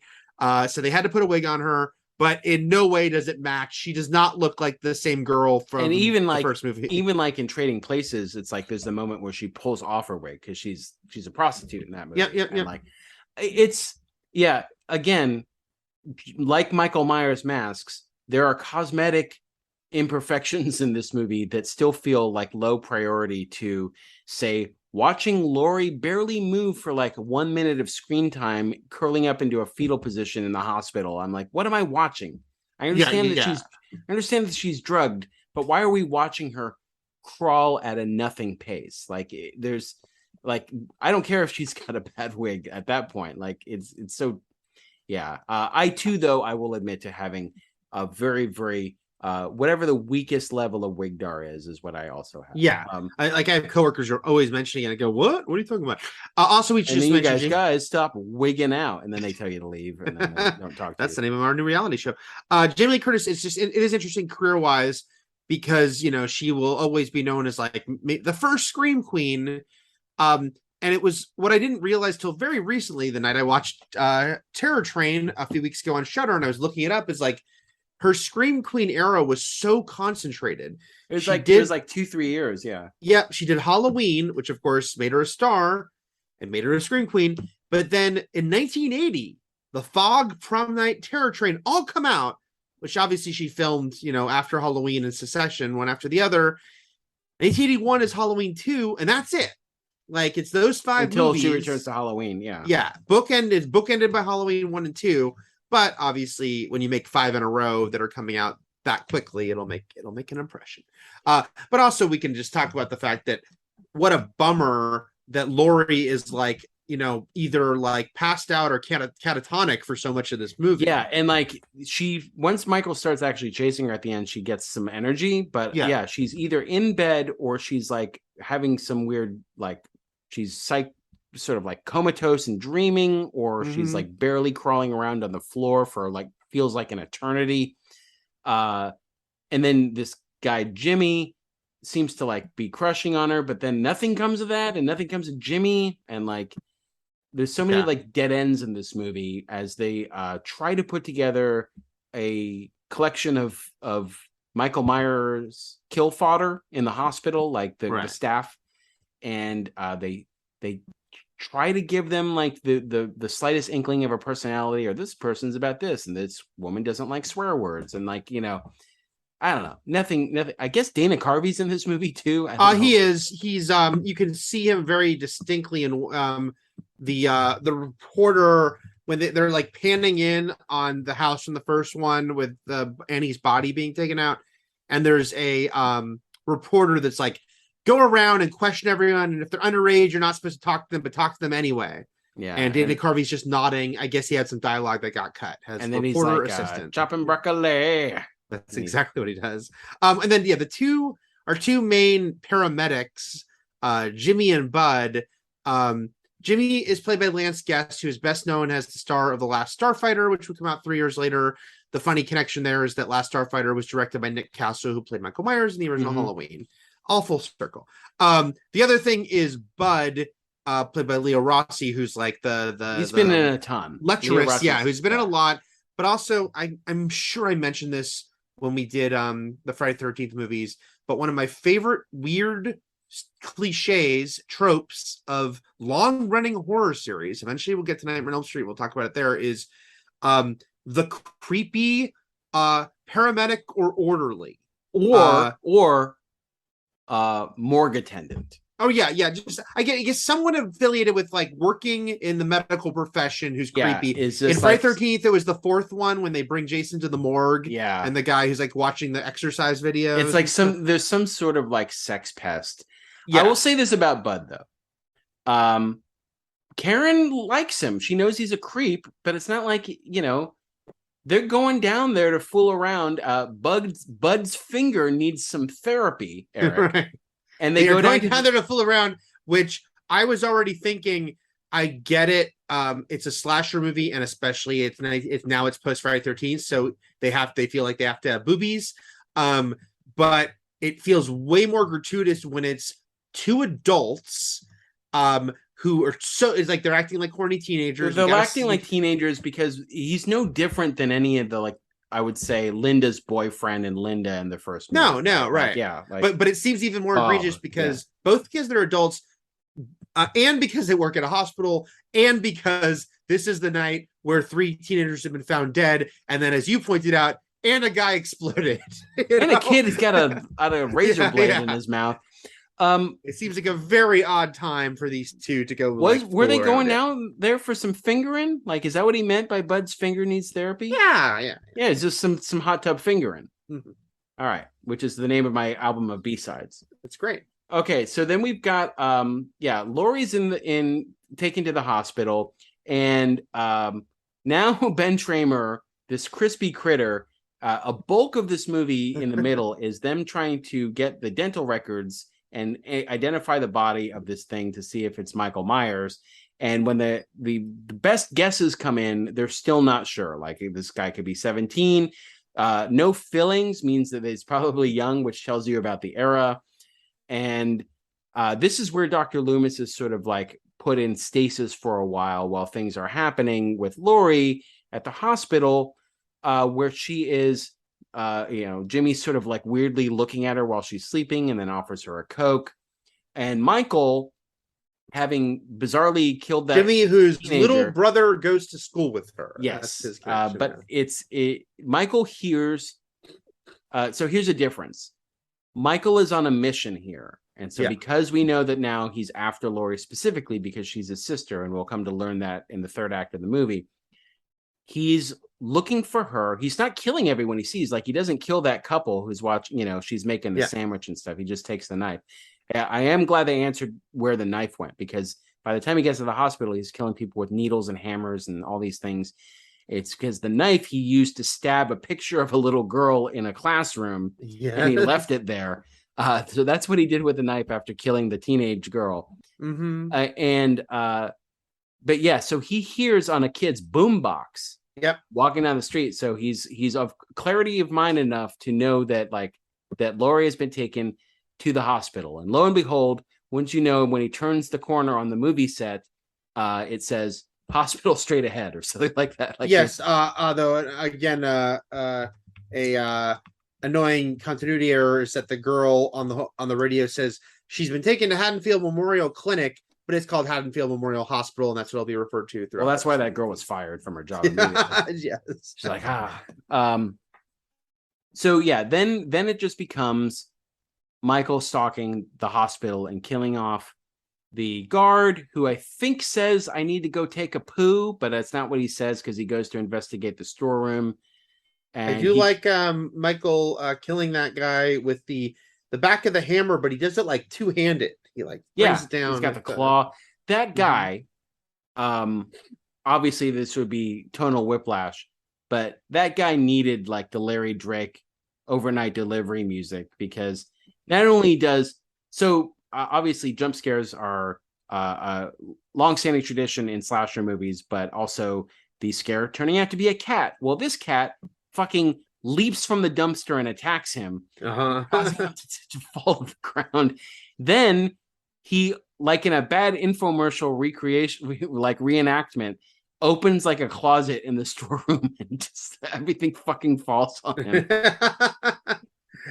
Also, when he sees Michael's like not looking at you, he's like, oh, he like turns his head towards him and then kills him.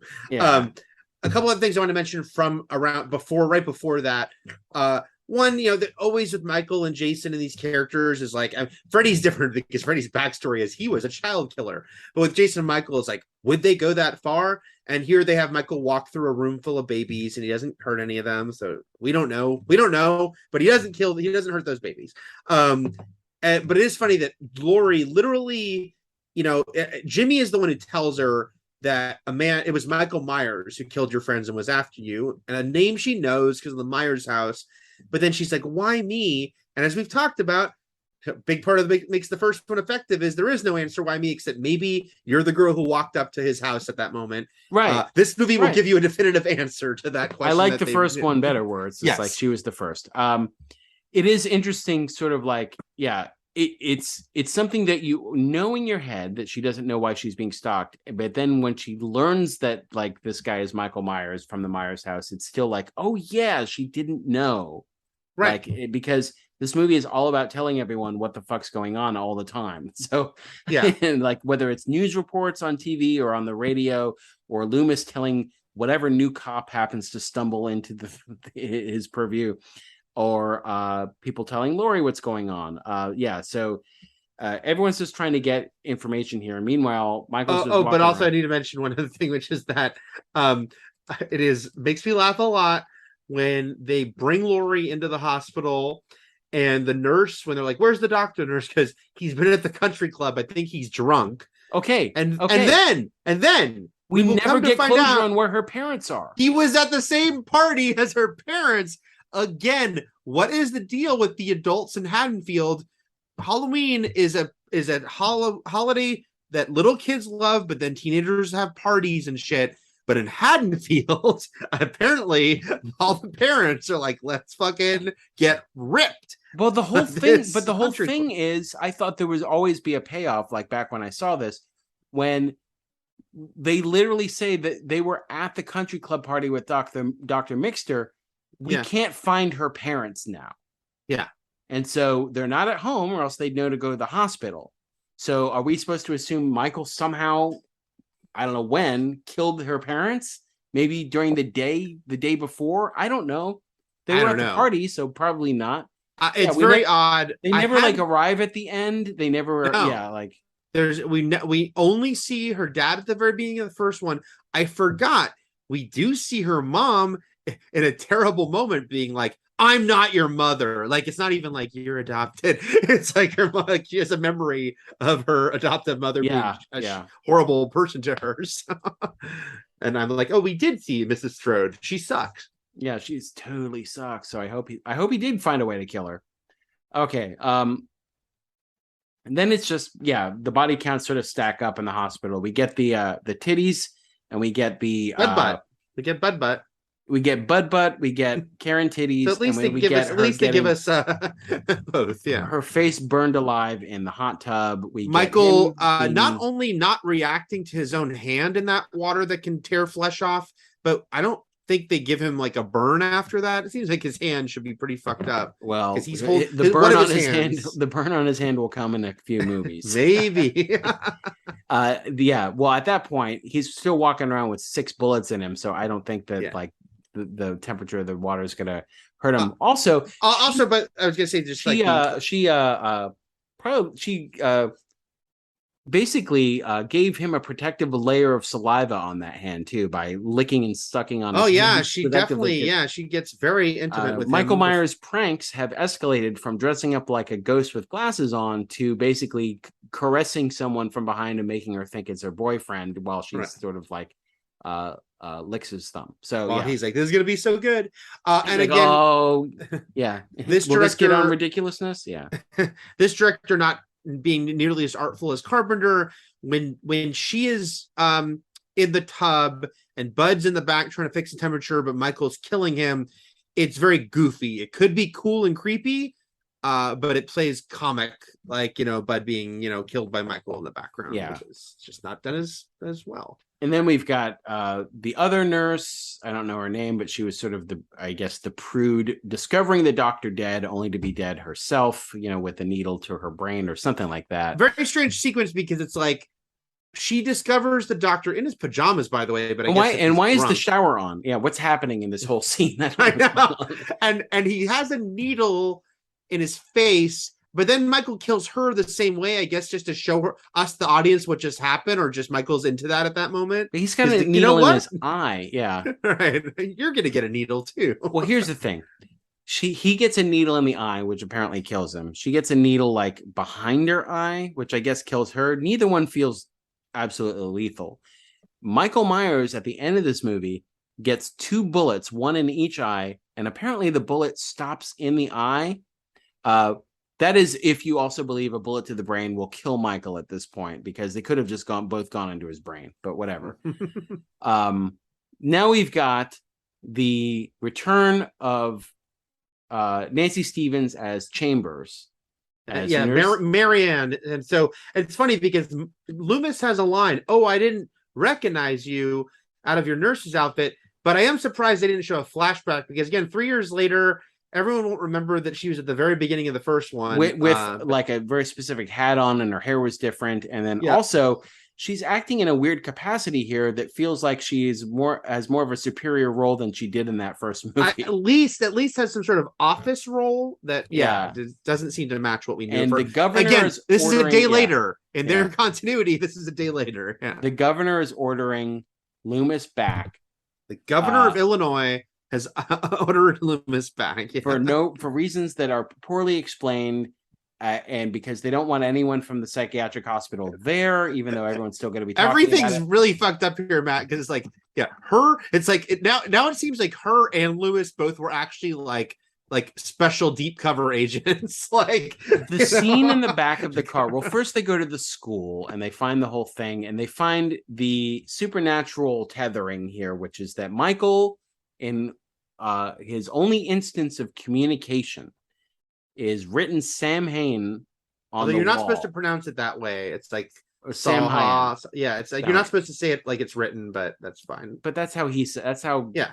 Dr. Loomis says it, and I don't Yeah. want to correct him because he'll be like, "Evil's come to town," and I'm like, "All right." And he's trying to talk about how like the worshippers of Sam Hain like sacrifice people in a fire and they could see the future. None of it matters. It's just basically like maybe Michael's possessed by a demon and it's not really Michael Myers or something. That's what the gist of it is, along with the fact that he's sort of indicated a sister character for now. Nurse Chambers is going to explain this to Loomis in a terrible scene in the back of a car where she's explained to him that a file, as his doctor of 15 years, this guy was denied knowing, was somehow purposely left out of a very important loop that Michael Myers still had a surviving family member, that his sister was given away for adoption by someone else to another family, which would have been extremely helpful. Maybe it would have even been helpful in like Michael Myers therapy. Sure. Like, this was certainly would have been helpful to find where he might be going. Well, that's like down the line. Like I understand you're never going to like really. Yes. He needs to know everything in case this guy escapes and go on a murder rampage. But like just in the guy's treatment, you need to know everything. It's just a bad scene, and then literally Loomis pulling the gun on the state trooper, and and shooting the window out. Is so nonchalant about it. He's like, "All right, I guess I'm turning around." But also, it's a funny scene because Loomis is kind of really kind of going off and like, we're all afraid of the dark inside ourselves. Like he is going on a full weird rant, and there is a very funny moment, unintentional comedy of Marianne going, Dr. Loomis, please listen to me. That sounds like she's like, enough with your fucking bullshit. I have to tell you something. So they took the lines, the way that Loomis speaks and the way he speaks about Michael from the first movie, which by all accounts shouldn't have worked as well as it did, but it worked really well. Like Donald Pleasant's delivery and just the way everything was directed and scripted worked really well. And they took that rhetoric and they put it in this movie, and it feels like parody. And it does feel like he's just going overboard, and he's like completely lost the plot of like what he's saying most of the time. Like it's gone beyond like that's, you can just say somebody's evil and has no emotion or humanity within them, and then he's going off on some weird fan fiction that nobody gives a shit about. Yeah, it does feel like a parody film, like a Zucker Brothers version of Dr. Loomis's speeches. Again, yeah, it always wrote a fine line. So this is of course the huge revelation of this movie, a revelation that Carpenter and Deborah Hill were pretty quick to say afterwards they never liked either. They kind of did it to do it. It's like they didn't even want to do this sequel. They were kind of strong-armed in doing it. They did it. It's a year after Empire Strikes Back. Was that in the back of their mind, the like secret family member thing? Who knows? It is, but it's such a big veer from like what the first movie was. And as we go on, you'll see how they deal with it, but it would have a big impact on everything that follows. And yet the first movie exists, and it wasn't there. And so it's this crazy revelation to have. It's interesting in that if this was the way they were going with the movie, there would have been so many cooler, more creative ways to reveal this than just this conversation. And her telling him a file exists. Set it up so he discovers the file. There's ways to do this than just like back and forth dialogue that's so boring. This is a huge part of this franchise. And it's also and I have other things I want to say about this part of the movie before we go on. In fact, something that happened right before this, but I do need to I'll point out right now, just so I do not forget to mention it later. how bizarre this movie is and how, weakly written and structured is too. This is this huge reveal that, has this huge impact. As you say, it's like, Loomis should have, there's no good reason, even though Loomis was like, I've seen all the files, so you should have seen this one too. But okay, they're doing this. They're doing this huge reveal. Motherfucking Laurie never finds out. No, it's crazy. Like, if anything, it's almost like how people rightfully complained in Star Trek Into Darkness, where it's like, my name is Khan, and the complaint is, well, that is only for the audience, because this version of Kirk and Spock, him saying I am Khan, has no impact. That's a for us thing, and that's why it doesn't really work dramatically. This is a weird opposite thing. I understand that Loomis would still have a big reaction, but Laurie needs to have a big reaction, and yet she will not find out in the course of this movie that that's her brother. And she has her vague memories. I get it. It's in the back of her mind, but to not actually have her. Loomis could even have said when he's running with her, it's like, that's your brother, Michael, and whatever. Never says it. She does find, the only thing she finds out is who it is, the boogeyman in town from the Myers house, the kid who killed his sister, all those years ago. That's it. That's all she knows. That's all she knows. And then, I guess we're supposed to think that maybe that stirs her little flashbacks, but we're still missing the major payoff of all that. Is just her finding out this news. Before all this happens, Michael's been very busy in the hospital. He's been killing one nurse and draining her blood, which seems very time consuming. Very time consuming, but I will say a really cool visual. The unnaturally red blood. It's a great visual. The pool of blood and Jimmy slipping and falling and him laying passed out while she's laying dead. It looks really cool. It's I just in and of itself. It's any of it, like anything with Jimmy led anywhere except passing out on the horn and kind of pointing out to Michael where Laurie was, I guess. Is that then we've got Laurie basically putting pillows in her bed and faking out Michael. When did she know that Michael's in the hospital after her? Like, what's happening? This is all very vague, because also they say that she had a bad reaction to the medicine and that's what made her catatonic. I guess maybe she was faking that, but it's not made explicit. Well, she couldn't have been faking that because she was moving so slowly down the hallway. But then she's like, she tricked him with this whole, it's all very vague how much she is sort of like working at her best or worst at this moment. Because why would she assume that this guy A is still alive, B is still after her, right? Mm-hmm. And is coming in the hospital to the point where she needs to do the old pillow under the blanket. Filler, yeah. It's like, oh, the cold and clammy hands. She just needs a synthesizer to make vomit noises. Okay. This is the moment when she crawls down the hall and is so slow, and then she just turns a corner and goes into a ball. I'm like, that doesn't feel like really hiding to me. Moving 20 feet from your room, but okay. I'll throw out my compliments where I can. That there are, several cool visuals in this movie, and just Michael in this amusingly darkly lit hospital. Michael walking down the hospital corridor looks cool, and you don't see his eyes, Matt. There's the coolest thing in this movie still remains Ben Tramer's untimely demise. Then we've got one nurse going outside trying to start this car. A bunch of people try to start this car, and it just doesn't work. And then all the cars, he's cut the tires on all the cars. I mean, I don't know. I guess we assume that he also sort of sabotaged this one too. Maybe I don't know. Guess. Then this is everyone's favorite car. I better go extra far. Loomis actually arrives, but unfortunately for Laurie, she can't get the voice out until he goes inside. But this is also when this is after. Okay, so a nurse goes out, checks the cars, comes back in, only to be killed right in front of Laurie. This is when Laurie first sees Michael in the hallway. This is the one who slowly that he lifts off the the ground. She That's sees pretty him. Cool. And then he gives chase. So he chases Laurie, actually sort of they're back together after the first movie. He's chasing her. Shot where the elevator's closing. Yeah, the elevator's slow, but Michael's slower. So it all works out. And she gets out of a window and gets into the parking lot. And this is where Jimmy sort of gives her position away by passing out on the horn. I do like that. That's eventually funny. She goes back in to the hospital because Loomis arrives.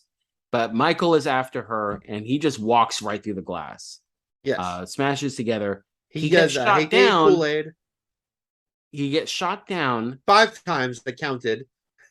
The cop, to the cop's credit, at first listens to Dr. Loomis and backs off. Then he just decides to say fuck it all, and it's like, oh wait, He's not bleeding. Yeah. So then he like goes in close for the kiss and gets killed because he's a moron. But yeah, at first I was, when I saw this, I was like, yeah, actually listen, don't go near him. And Marianne is there too, but she's not there for this final confrontation. Well, she gets sent out to radio for help. That's right. Yeah, That's right. she gets sent out to radio for help. Michael still gets up and chases them, and now goes into this one room. Loomis gets scalpeled in the stomach, but he's not dead. Laurie shoots Michael in both eyes, leading to it seems like an actual eternity of him swiping around with a scalpel. But I will say again, I like little things in this movie more than you do. Well, first of all, again, did she shoot him in both eyes? It seems like she shoots him above both eyes the way he's bleeding, but no matter what, shoots him in the ocular area. Very cool visual of the blood dripping down from both eyes. It's now been turned into a million t-shirts and posters from this movie of Michael with the blood, the blood tears. And I do like the exaggerated sound effect of the scalpel. Though you were right, it goes on for a long time. He's blinded after she shoots him. Wouldn't it be in his eyes? Wait, what? Wouldn't it be in his eyes if he's blind after she shoots him? Well, I was saying that it could be either, because if she shot him right above each eye, then the blood would be pouring into his eyes. That seems too complicated. I don't like that. I am looking right above me at my NECA figures of all 3 of them from this scene. It's Michael with his hand over his face with the blood tears, Laurie in the gown aiming a gun at him, and Loomis with a lighter, because we live in an amazing era where I can have high-end action figures of this bad movie, and that they still get me to buy. I'm just saying the blood is coming from the bottom of his eyes, so you shoot him in the eyes.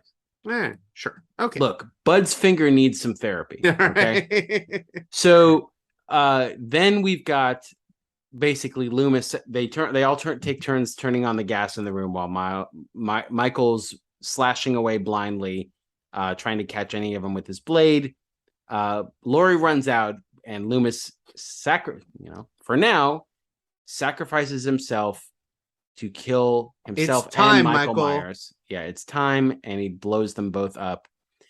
And a big explosion, almost as big as Ben Tramer's, destroys the room. This one's for Ben Tramer. Michael walks out on fire stunt, and collapses with the burning mask. And God help us, it ends with Mr. Sandman. Yeah. Well, it does 2 things. It's the morning after. Most of this movie probably takes place on November 1st, to be honest. But it's now fully. It's 11:59 Halloween night. Right. The morning after, we see Laurie being brought to presumably a different hospital where a bunch of people didn't get murdered and there wasn't a giant explosion. But Freddy's attacking that one. And I think Marianne is seen sort of comforting her. So even though they don't really know each other, there's like a tiny weird little bond made there. And then we go back. The final visual is the mask burning, which by all rights should be out by this point, because seems like a little while later. Or maybe they're just letting him fully burn because they want to make sure he's dead. Yeah. And Mr. Sandman plays, and I think I enjoy the use of Mr. Sandman. But it's follow me too. The music cue, if I have to go to that song for a movie, is Back to the Future. Yeah, but this did it first. Back to the Future did it better, but I saw Back to the Future before Halloween I saw this. too. Yeah. Marty McFly versus Michael Myers. Book it. All right. Well, Universal had the rights to both at one point. They could have done this it. is now they do again. Halloween 2, the first of 2 Halloween 2s, at least movies named Halloween 2. Yeah. I will say of the next Halloween 2, I really like the poster for the second Halloween 2. That's the good thing I'll say about the second Halloween 2. Spoiler is the poster is fucking rad. Yeah. But Yes. Just like this Halloween 2. That's what the two Halloween 2s have in common. Great posters. We'll continue next week, but we could and we'll talk more next week, obviously, about what Halloween 3 is. But suffice to say, it's a movie. It's a movie. But suffice to say, watching the end of this time, John Carpenter was determined that this is it. Yeah. Michael Myers, they got me back to do work on this movie that I didn't think they should do, but this fucker's dead. Loomis is corpse, dead. Michael's no missing dead. corpse. Yeah. This is over. Ben Tramer's dead. My work is done. Ben Tramer will return. All right. That's Halloween 2.